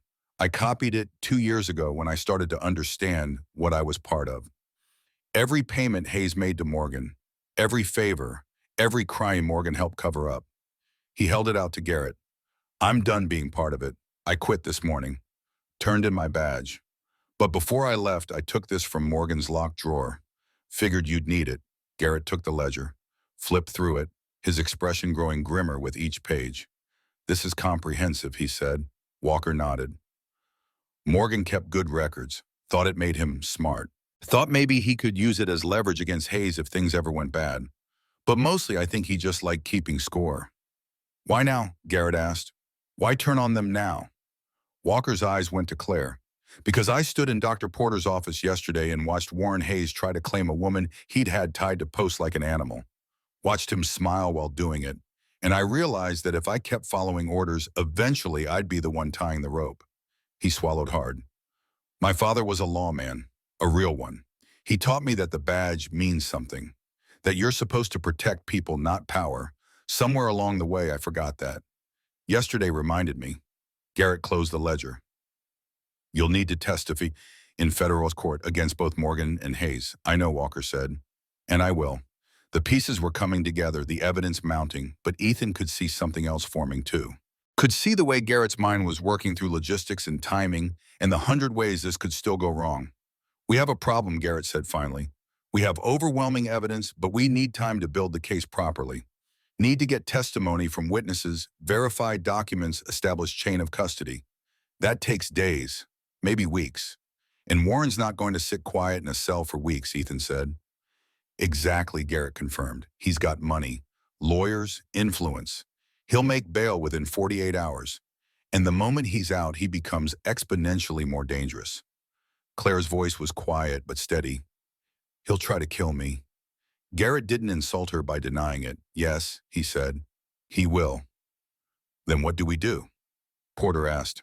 Garrett thought for a long moment. Then he looked at Ethan. How defensible is this ranch, Ethan considered. One man could hold it for a while, 2 would be better. But if Hayes comes with enough guns, eventually the math stops working in our favor. "I can post deputies," Garrett said. "Keep you protected until the trial." "Warren owns half this county," Claire said. She was learning to think like someone who'd survived too much to be naive anymore.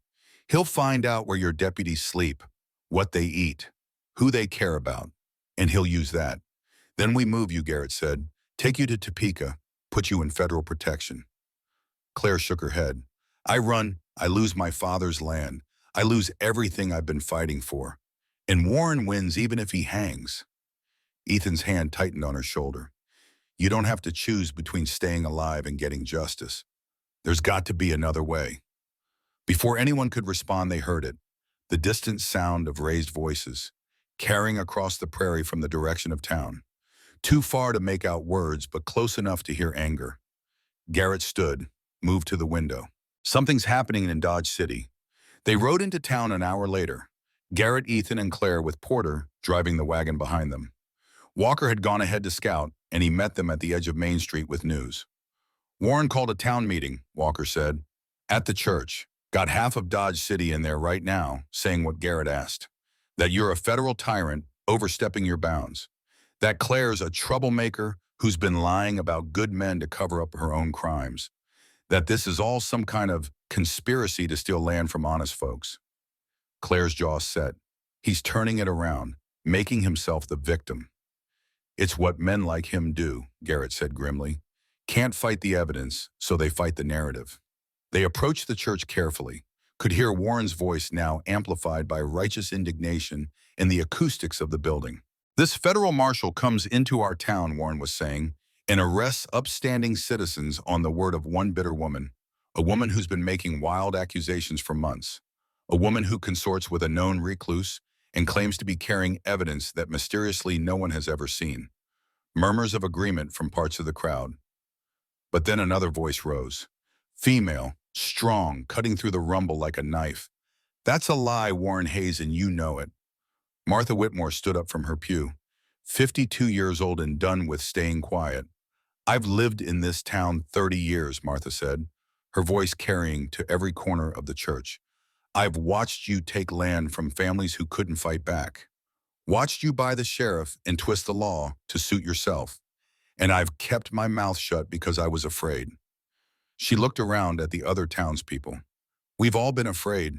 Afraid if we spoke up, we'd lose our businesses, our homes, our safety. So we looked away while Warren Hayes turned Dodge City into his personal kingdom.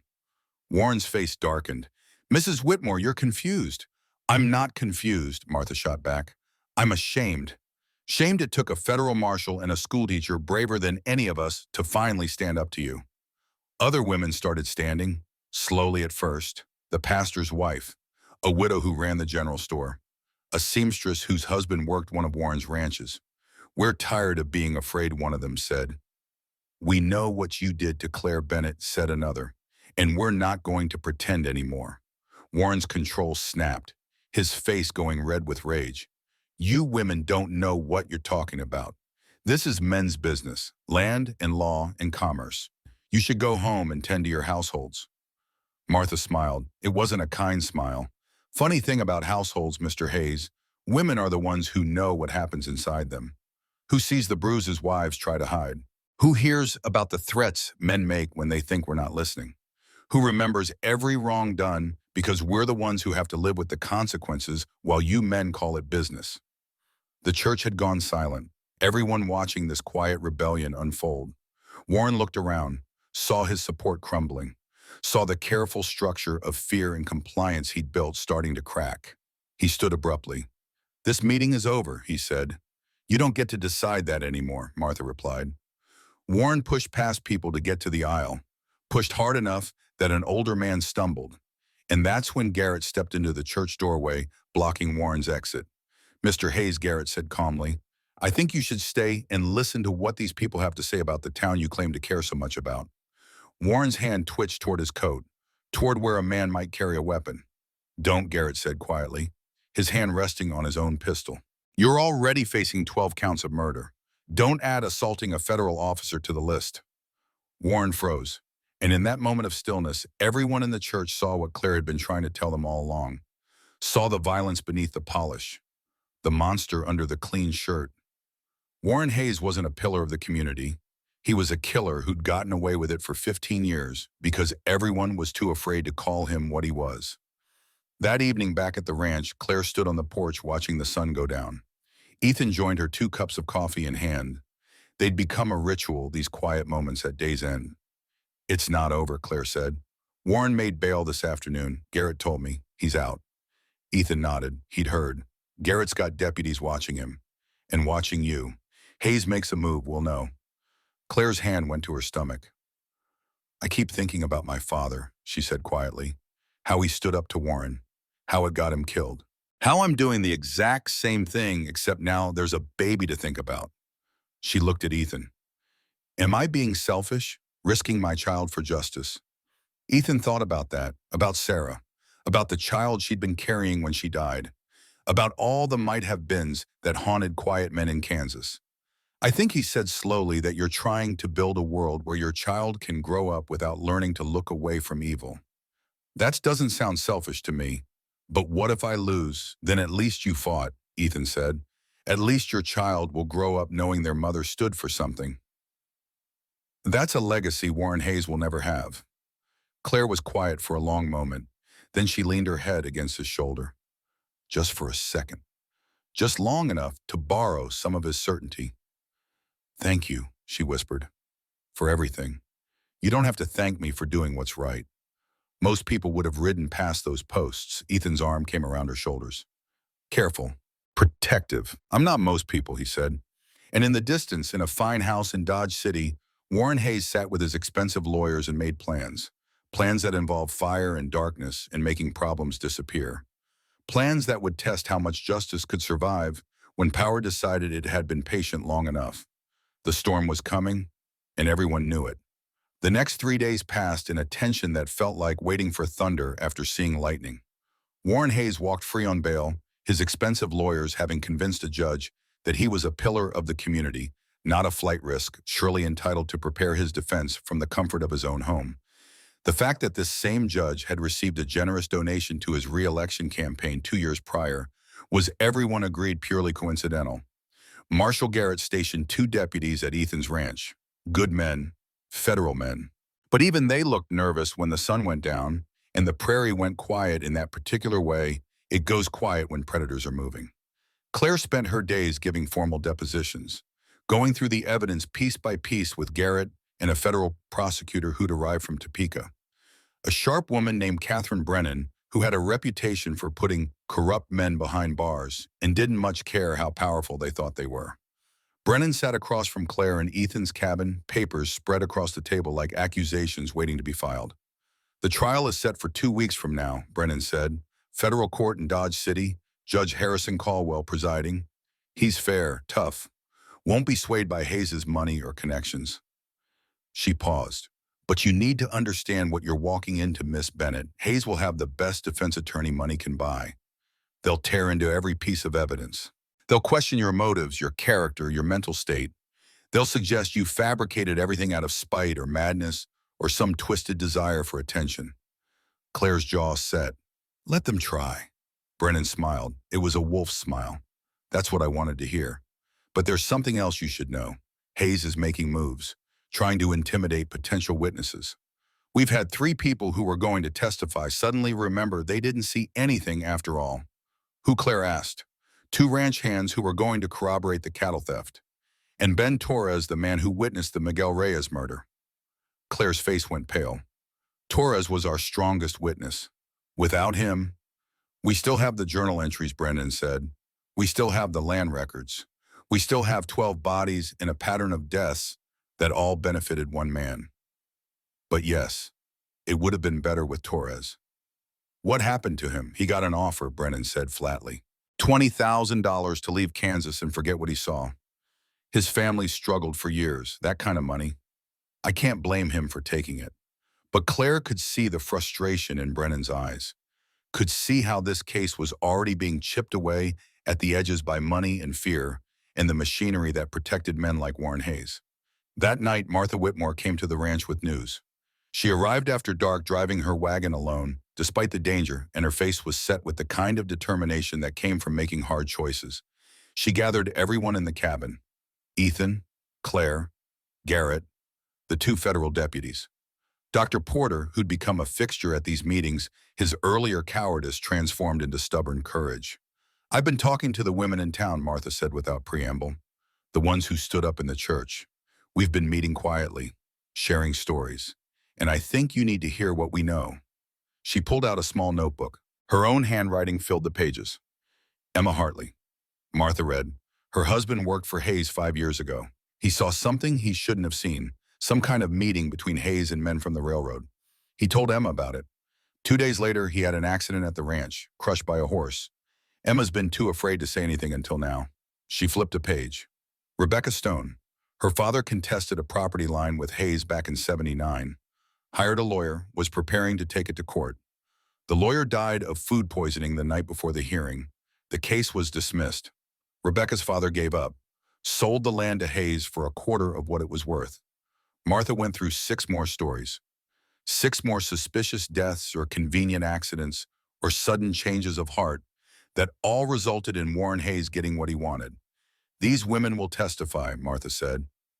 If you can promise to keep them safe. Garrett leaned forward. Mrs. Whitmore, you understand what you're asking. These women put themselves in Hayes's crosshairs. Their families, too. Martha's eyes were steel. We're already in his crosshairs, Marshal. We've just been pretending we're not. At least this way we're shooting back. The next day, Ethan rode into town for supplies. He didn't usually go to Dodge City anymore, hadn't for years, but they were running low on coffee and ammunition, and some things couldn't be put off just because evil men made threats. He was leaving the general store when Jack Drummond appeared. Not threatening, not armed that Ethan could see, just standing there on the boardwalk like he'd been waiting. "Cole," Jack said, his voice quiet. "Can I talk to you?" Ethan's hand stayed near his pistol. "Talk." Jack looked around, made sure they were alone. "Warren's planning something," he said. "Something bad. I don't know all the details, but I heard him talking to some men. Men I don't know. Outsiders. The kind you hire when local help won't do what needs doing." "Why are you telling me this?" Jack's face was haggard. He looked like a man who hadn't slept in days. "Because I'm done," he said simply. "Done being the man who does terrible things and calls it loyalty. When I got arrested, when I sat in that cell and realized Warren was going to let me hang for his crimes, something broke. Or maybe something got fixed. I don't know." He took a breath. "I can't undo what I've done. Can't bring back the people I've hurt. But maybe I can stop him from hurting more." "What's he planning?" Ethan asked. Jack shook his head. "I don't know specifics, but it involves fire, and it involves making the evidence disappear, and it involves making sure Miss Bennett doesn't make it to trial." When soon, Jack said, "Maybe tonight, maybe tomorrow." But soon, Ethan studied him, trying to decide if this was genuine or some kind of elaborate trap. "You could be lying. I could be," Jack agreed, "but I'm not. And if you're smart, you'll get Miss Bennett somewhere safe until this is over." "Why should I trust you?" "You shouldn't," Jack said. "But Warren killed my father, made it look like an accident. I was 18. I saw him do it. Saw him loosen the saddle girth while my father was inside getting his gear. Watched my father mount up and ride out, and then watch the horse spook and my father fall and his neck break when he hit the ground." His voice went rough. "And then Warren offered me a job. Said my father would want him to look after me. Said he'd make sure I was taken care of. And I was so young and so scared and so alone that I took it. Spent 20 years working for the man who murdered my father because I didn't know what else to do." He met Ethan's eyes. "I can't bring my father back. Can't fix what I've become. But I can tell you what I know. And I can testify against Warren Hayes. Put him on the gallows where he belongs." Ethan considered, then nodded once. "Federal courthouse. Tomorrow morning. Ask for Marshal Garrett. Tell him what you told me." Jack nodded. "One more thing," he said. "The men Warren hired, they're not from Kansas. They're from Missouri. Professional killers. The kind who don't ask questions and don't leave witnesses." "How many for?" Jack said. "Maybe 5. Ethan felt his stomach tighten. Him and 2 federal deputies against 4 or 5 professional guns. The math didn't work. "Thank you," Ethan said. "Don't thank me yet," Jack replied. "I haven't earned that." He turned to go, then stopped. "Miss Bennett," he said. "She's brave. Braver than most men I've known. You make sure she lives through this." "You hear me?" "I intend to," Ethan said. That night they prepared.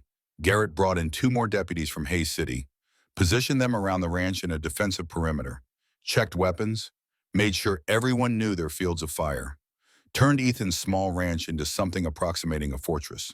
Claire watched the preparations from the cabin window, her hand resting on her stomach. "This is because of me," she said quietly. Ethan looked up from where he was loading rifle cartridges. "This is because of Warren Hayes," he corrected. "You just had the courage to stand up to him. People are going to die. People have already died," Ethan said. 12 that we know about, probably more. At least now they're dying for something that matters." Claire turned from the window. "I'm scared," she admitted. "Good," Ethan said. "Fear keeps you careful, keeps you alive." He stood, crossed to her, took her hands in his. But don't let fear make you doubt what you're doing. You're fighting for your child, for your father, for every person Warren Hayes has crushed under his boot. That's worth being afraid for. Claire's eyes filled. What if I lose the baby? The stress, the danger, what if? Then we deal with that if it happens, Ethan said. But right now, today, that baby's still safe. Still growing, still fighting to be born. Just like you're fighting. He paused. You're the strongest person I've met, Claire Bennett. And I don't say that lightly. Claire leaned into him then, let herself be held, let herself take comfort in the solid reality of someone who didn't want anything from her except her survival. They stayed like that for a long moment. Two people who'd found each other in the worst possible circumstances, learning that sometimes strength comes from admitting you can't do it alone. Outside, night fell. The moon rose. And somewhere in Dodge City, 5 men checked their weapons and mounted horses and rode out toward Ethan Cole's ranch with orders to burn everything and leave no witnesses. The attack came at midnight. Not subtle, not quiet, just sudden violence announced by the smell of kerosene and the whoosh of flame catching on wood. The barn went first. Ethan's deputies had been watching the house and the attackers knew it. They lit the barn to draw attention, to pull defenders out of position, to create chaos in the dark. It worked. One of Garrett's deputies ran toward the barn and a rifle shot cracked across the yard. The deputy went down clutching his leg, not dead, but out of the fight. Ethan shoved Claire toward the floor hatch. Go, he said. Now I can help, she protested. You can survive, Ethan corrected. That's the help I need. She went, disappeared into the dark space beneath the floor. And Ethan turned to face what was coming. More shots, from multiple directions, professional, coordinated. These weren't Warren's usual thugs. These were men who killed for money and did it well. Garrett was shouting orders, organizing the defense. But they were outnumbered and outgunned, and everyone knew it. Then from the darkness beyond the firelight, a voice called out. Not one of the attackers. Someone else. Federal Marshal. Hold your fire. Ethan risked a look. Saw figures approaching from the east. A lot of figures. On foot. Carrying rifles but not shooting. Garrett saw them too. His weapon trained on the approaching group until they got close enough for the firelight to show their faces. Women. 20 of them. Maybe more. Led by Martha Whitmore with a rifle in her hands that looked like it had seen service in the war. We heard shooting, Martha called. Figured you could use help. Behind her were the pastor's wife, the general store widow, the seamstress. Women who'd spent years being quiet and afraid.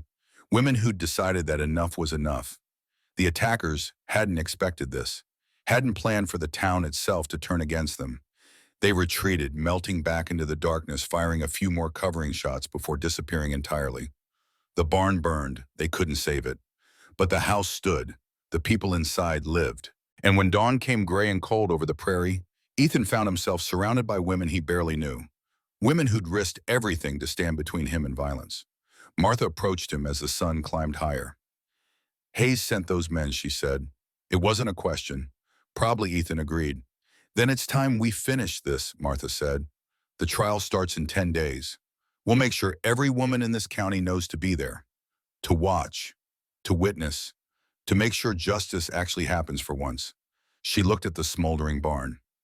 He can burn our buildings, she said, but he can't burn what we know. Can't burn the truth. Ethan thought about Sarah, about Claire, about 12 dead people and a tin box full of evidence, and a baby not yet born who deserved better than a world where murder was legal if you had enough money. No, he agreed. He can't. Inside the cabin, Claire emerged from beneath the floor, shaking but alive. Ethan helped her up and she looked at the women gathered in the yard with something like awe. They came, she whispered. They actually came. Told you there were more folks willing to stand up than Warren thinks, Ethan said. Claire moved to the door, stepped out onto the porch. The women turned to look at her, battered, pregnant, defiant. Everything Warren Hayes had tried to destroy and failed. Thank you, Claire said, her voice breaking. Thank you. We should have stood up sooner, Martha replied. Should have stopped him years ago. But we're here now and we're not going anywhere. The trial was 10 days away. Warren Hayes had tried violence and failed, had tried intimidation and failed, had tried every weapon in his arsenal except the one he was about to deploy. The law itself, twisted and shaped and wielded by men who knew how to make injustice look legal. The real battle was about to begin. The federal courthouse in Dodge City had never seen a crowd like this. People lined up before dawn wanting seats for what everyone was calling the trial of the century. Women in their Sunday dresses, men in their cleanest shirts. Children kept home from school because their parents understood they were about to witness history. Judge Harrison Caldwell took the bench at 9 o'clock sharp, 65 years old, white beard trimmed military precise, eyes that had seen every trick defense lawyers could pull and weren't impressed by any of them. He surveyed the packed courtroom with the expression of a man who knew exactly how important this moment was and refused to let anyone forget it. Warren Hayes sat at the defense table in an expensive suit flanked by two lawyers from Kansas City who cost more per hour than most men in Dodge City made in a month. He looked calm, composed, like a man who'd bought his way out of trouble before and saw no reason why this time would be different. Claire sat in the front row behind the prosecution table, Ethan beside her. Her pregnancy was visible now at nearly 5 months, and she held herself with the careful dignity of someone who knew the entire town was watching. Prosecutor Catherine Brennan stood to give her opening statement. She was 40 years old, earned gray hair pulled back severe, and when she spoke, every word landed like a hammer. Ladies and gentlemen, Brennan began over the next several days. You will hear evidence of a conspiracy spanning 15 years, evidence of 12 murders, evidence of systematic fraud and land theft, evidence of a man who believed that money and power put him above the law. She gestured to the evidence table where the tin box sat alongside maps and ledgers and the damning journal. But this case is about more than Warren Hayes' crimes. It's about what happens when good people choose silence over courage, when communities choose comfort over justice, and what happens when one woman decides that enough is enough. The defense attorney, a man named Gerald Finch, gave his opening with practiced smoothness, suggested Claire was mentally unstable, suggested the evidence was fabricated, suggested this was all some elaborate scheme motivated by greed or madness or revenge. The jury listened. 12 men from surrounding counties carefully selected because they had no business connections to Warren Hayes. They looked skeptical of both sides. Good. The first day was testimony from Marshall Garrett, methodical presentation of evidence, maps showing boundary shifts, deeds with forged signatures, the timeline of deaths and land acquisitions that followed the same pattern over and over. The second day brought Dr. Porter. He testified about Claire's injuries from the posts, about his wife's death and Sheriff Morgan's role in it, about becoming Claire's secret ally because he was tired of living in fear. The third day, Jack Drummond took the stand. Every conversation stopped as he walked up. Everyone knew who he was, Warren's enforcer, the man who'd done the dirty work for 20 years. And now here he was about to turn on his master. Brennan led him through his testimony carefully. His father's death, the loosened saddle girth, Warren's calculated recruitment of a grieving 18-year-old boy, the years of being used, the midnight rides, the intimidation, the violence, and finally the note Warren had written ordering Claire's retrieval. Jack's voice was steady as he recounted it all. No tears, no dramatics, just the flat recitation of a man who'd done terrible things and was finally naming them for what they were. When the defense attorney cross-examined, he went for the throat. Mr. Drummond, isn't it true you're testifying in exchange for a reduced sentence? Yes, Jack said. So you have every motivation to lie, to tell the prosecution what they want to hear. I have every motivation to finally tell the truth, Jack corrected. I spent 20 years lying. For Warren Hayes. For money. For fear. I'm done. The defense attorney tried to shake him. Couldn't. Jack had made his choice and there was no going back. The fourth day was Claire's turn. She walked to the witness stand with her head high, one hand resting on her stomach. The bailiff swore her in and she sat down facing a courtroom full of people who'd watched her be tied to posts 6 weeks ago. Brennan approached gently. Miss Bennett, please tell the court why you began investigating county land records. Claire took a breath. 2 years ago, I was planning to buy land outside town, a small plot where I could build a house and raise my child. But when I researched the property, I discovered it had been my father's land he'd supposedly sold willingly to Warren Hayes in 1876. She paused. But I remembered differently. I was 8 years old when my father died. I remembered him fighting the sale. Remembered him telling my mother the deed was a forgery. Remembered Warren Hayes coming to our house with papers and my father's anger. 3 weeks later, my father was dead. Riding accident, they said. And you didn't believe it was an accident. I was a child. I didn't know what to believe. But when I moved back to Dodge City as an adult and saw the pattern, saw other families losing land, the same way I saw other convenient accidents, I couldn't look away. Brennan nodded. What did you do? I started documenting, Claire said. Every land transfer, every death that benefited Warren Hayes, every forged signature. It took 18 months. I worked alone at first. Then Dr. Porter helped me keep the evidence safe. Why didn't you go to the local sheriff? Because Sheriff Morgan was on Warren's payroll, Claire said simply. Everyone knew it. Going to him would have been suicide. So you wrote to the federal authorities, yes, 2 months before what happened to me. Brennan moved to stand beside the evidence table. Miss Bennett, on August 7th of this year, you were found tied to fence posts outside town. Can you tell the court how that happened? Claire's hands tightened on the arms of the witness chair. This was the moment, the truth she'd been holding back even from Ethan. I let them catch me, she said quietly. The courtroom erupted. Judge Caldwell's gavel came down hard. Order Brennan's eyebrows rose, but she kept her voice steady. You let them. Can you explain? Claire looked directly at Warren Hayes for the first time. I had most of the evidence I needed, she said. But I needed one more thing. Proof that Warren Hayes ordered violence against those who opposed him. Proof he didn't just steal through paperwork, but through fear. So what did you do? I provoked him, Claire said, publicly, at the general store, asked him pointed questions about land records in front of witnesses. Made it clear I wasn't going to be quiet. Made it clear I was a threat. Her voice stayed steady. I knew he'd retaliate. Knew he couldn't afford to let me keep asking questions. So I gave him the opportunity to show everyone exactly what kind of man he was. You deliberately put yourself in danger, Brennan said. Yes.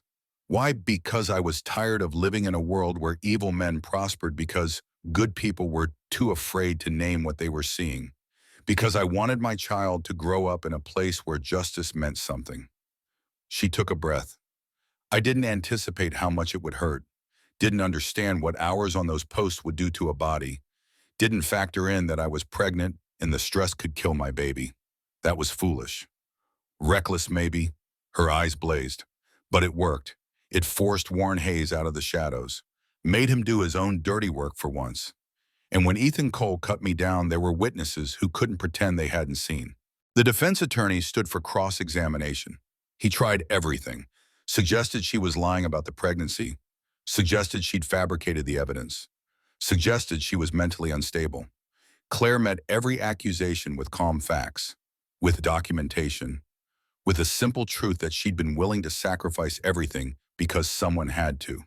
Finally, against his lawyer's advice, Warren Hayes demanded to take the stand. It was a mistake. The kind of mistake arrogant men make when they've never faced real consequences. Brennan was merciless. She walked him through the journal entries, made him explain why 12 people who opposed him all died accidentally, made him explain the forged signatures, the shifted boundaries, the cattle that disappeared from one ranch and appeared on his with fresh brands. And Warren, who'd spent decades believing his own lies, started to crack. When Brennan showed him the entry about Miguel Reyes, Warren snapped. That Mexican was squatting on my land, he shouted. My land? I built this county from nothing. The deed shows he purchased the property in 1880, Brennan said calmly. Deeds can be wrong or forged. By you. Warren's face went purple. I made Dodge City what it is. Before me, it was nothing. Every business, every building, every inch of prosperity came because I had the vision and the strength to make it happen. By killing 12 people, Brennan asked. By doing what was necessary. Not a breath was drawn. Even Warren's lawyers looked stunned. Judge Caldwell leaned forward. Mr. Hayes, are you confessing to these murders? Warren seemed to realize what he'd said. His mouth opened, closed, but the damage was done. The jury deliberated for 4 hours. When they returned, the foreman stood with a piece of paper that trembled slightly in his hand. Guilty, on all counts. Warren Hayes stood as the verdict was read, his face ashen. For the first time in his life, money and power weren't enough to save him. Judge Caldwell sentenced him immediately. Warren Hayes, you are hereby sentenced to death by hanging for the murders of Thomas Drummond, Miguel Reyes, James Bennett, and 9 others. May God have mercy on your soul, because this court has none. Warren was led away in chains, still protesting, still insisting he'd done nothing wrong. The courtroom watched in silence as justice delayed by 15 years finally arrived. Outside, Claire stood on the courthouse steps with Ethan beside her. The women of Dodge City surrounded them. Martha Whitmore, the pastor's wife, the seamstress, all the women who'd found their voices. It's over, Martha said. Claire shook her head. It's just beginning. The hard part is living with what we've learned about our town, about ourselves, about how long we let this go on. But we stopped it, the pastor's wife said. Finally. Claire's hand went to her stomach. The baby kicked strong and insistent. Yes, she said. We did. 3 months later, on a cold December morning, Warren Hayes was hanged in the town square. Claire didn't attend. Neither did Ethan. Some endings didn't need witnesses, but they heard about it later. Heard that Warren's last words were still proclaiming his innocence, still insisting he'd been the victim of conspiracy and lies. Some men Ethan observed never learned to see themselves clearly. Claire, 8 months pregnant now, and showing nodded. But at least they can't hurt anyone else. She looked at Ethan. Really looked at him. This man who'd stopped when everyone else rode past, who'd listened when she said it hurt, who'd protected her when she had nothing to offer him in return. I never properly thanked you, she said. You don't need to, I do, Claire insisted. You saved my life, my baby's life. You stood up when you didn't have to. Ethan's hand found hers. I had every reason to, he said quietly. And in that moment, on a porch in Kansas with winter coming, and justice finally served, something shifted between them. Something that had been building since the moment he cut her down from those posts. Not gratitude, not obligation, something real. The baby chose that moment to kick hard enough that Claire gasped. Ethan's hand moved instinctively to her stomach, and for the first time he felt it. The life Claire was carrying, the future they'd both fought to protect. Strong, he said, takes after the mother. Claire laughed. It was the first real laugh Ethan had heard from her, the sound of healing beginning. 1 month later, in January of 1888, Claire gave birth to a daughter at Ethan's ranch. Daughter Porter delivered the baby, while Martha Whitmore assisted, and Ethan paced outside like men have paced since the beginning of time. When he was finally allowed in, Claire was propped up on pillows, exhausted and radiant, holding a tiny bundle. Her name is Sarah Elizabeth, Claire said, after your sister, and after the pastor's wife who stood with us. Ethan looked at the baby, at Claire, at this unexpected family that had formed from tragedy and courage. She's perfect, he said. Claire smiled. Come here, she said. Ethan approached carefully. Remember when I told you not to touch there because it still hurt? Yes. Claire took his hand, placed it on her shoulder. The same shoulder that had been wrenched in the ropes, the place that had been too painful to bear contact. It doesn't hurt anymore, she said softly. You can touch here now. And Ethan understood. This wasn't just about physical healing. It was about trust rebuilt, about learning that not all hands brought pain, about the slow, hard work of letting someone in after trauma tried to wall you off forever. He sat beside her on the bed. His arm went around her shoulders. She leaned into him, and they sat like that for a long time, watching Sarah sleep, watching the future they'd fought for, breathe and dream. Outside, spring was coming to Kansas. The prairie would green soon. New life pushing up through old ground, the way it always did, the way it always would. And in Dodge City, things were changing too, slowly. A new sheriff had been elected. The women who'd found their voices weren't giving them up. The land stolen by Warren Hayes was being returned piece by piece to the families who'd lost it. It wasn't perfect. Change never is. But it was better, and better was enough to build on. The years that followed taught them both what healing really looked like. Not dramatic, not sudden, just the slow daily work of choosing trust over fear, of building something new from broken pieces. Ethan never remarried, though Claire asked him once why not. He'd smiled and said he'd already found what he needed. A family built not from obligation, but from choice. From two broken people who'd learned that sometimes the best things come from the worst moments if you're brave enough to let them. Claire taught school in Dodge City for 32 more years. Raised Sarah Elizabeth to be a woman who asked questions and demanded answers, who stood up when others looked away. who understood that justice wasn't given, it was fought for. And sometimes on quiet evenings, Ethan and Claire would sit on that porch where they'd first learned to trust each other, and Claire would rest her hand on that shoulder where rope had once burned, where pain had lived, where healing had begun. "You can touch here now," she'd said once so many years ago. And he still did. Careful, gentle, with the kind of reverence that comes from understanding what it costs to let someone in after trauma tried to wall you off forever. The prairie stretched endless before them. The same prairie where posts had stood like warnings, where rope had bitten flesh, where one man had chosen not to ride past. And in that choice, everything had changed, not just for Claire, not just for Ethan, but for every person in Dodge City who'd learned that silence wasn't safety, that looking away didn't make you innocent, that sometimes the hardest thing in the world is also the most necessary thing: to stand, to speak, to refuse to let evil call itself order. Warren Hayes was hanged on December 3rd, 1887. The town witnessed it in silence, some in satisfaction, some in shame, and all in the knowledge that justice, however delayed, had finally arrived. Claire Bennett taught school until 1920, shaping 3 generations of children who grew up knowing that one woman's courage could change an entire town. She died peacefully in her sleep at age 63, with Sarah Elizabeth holding her hand. Ethan Cole never remarried. He lived quietly on his ranch until 1911, when age finally caught what violence never could.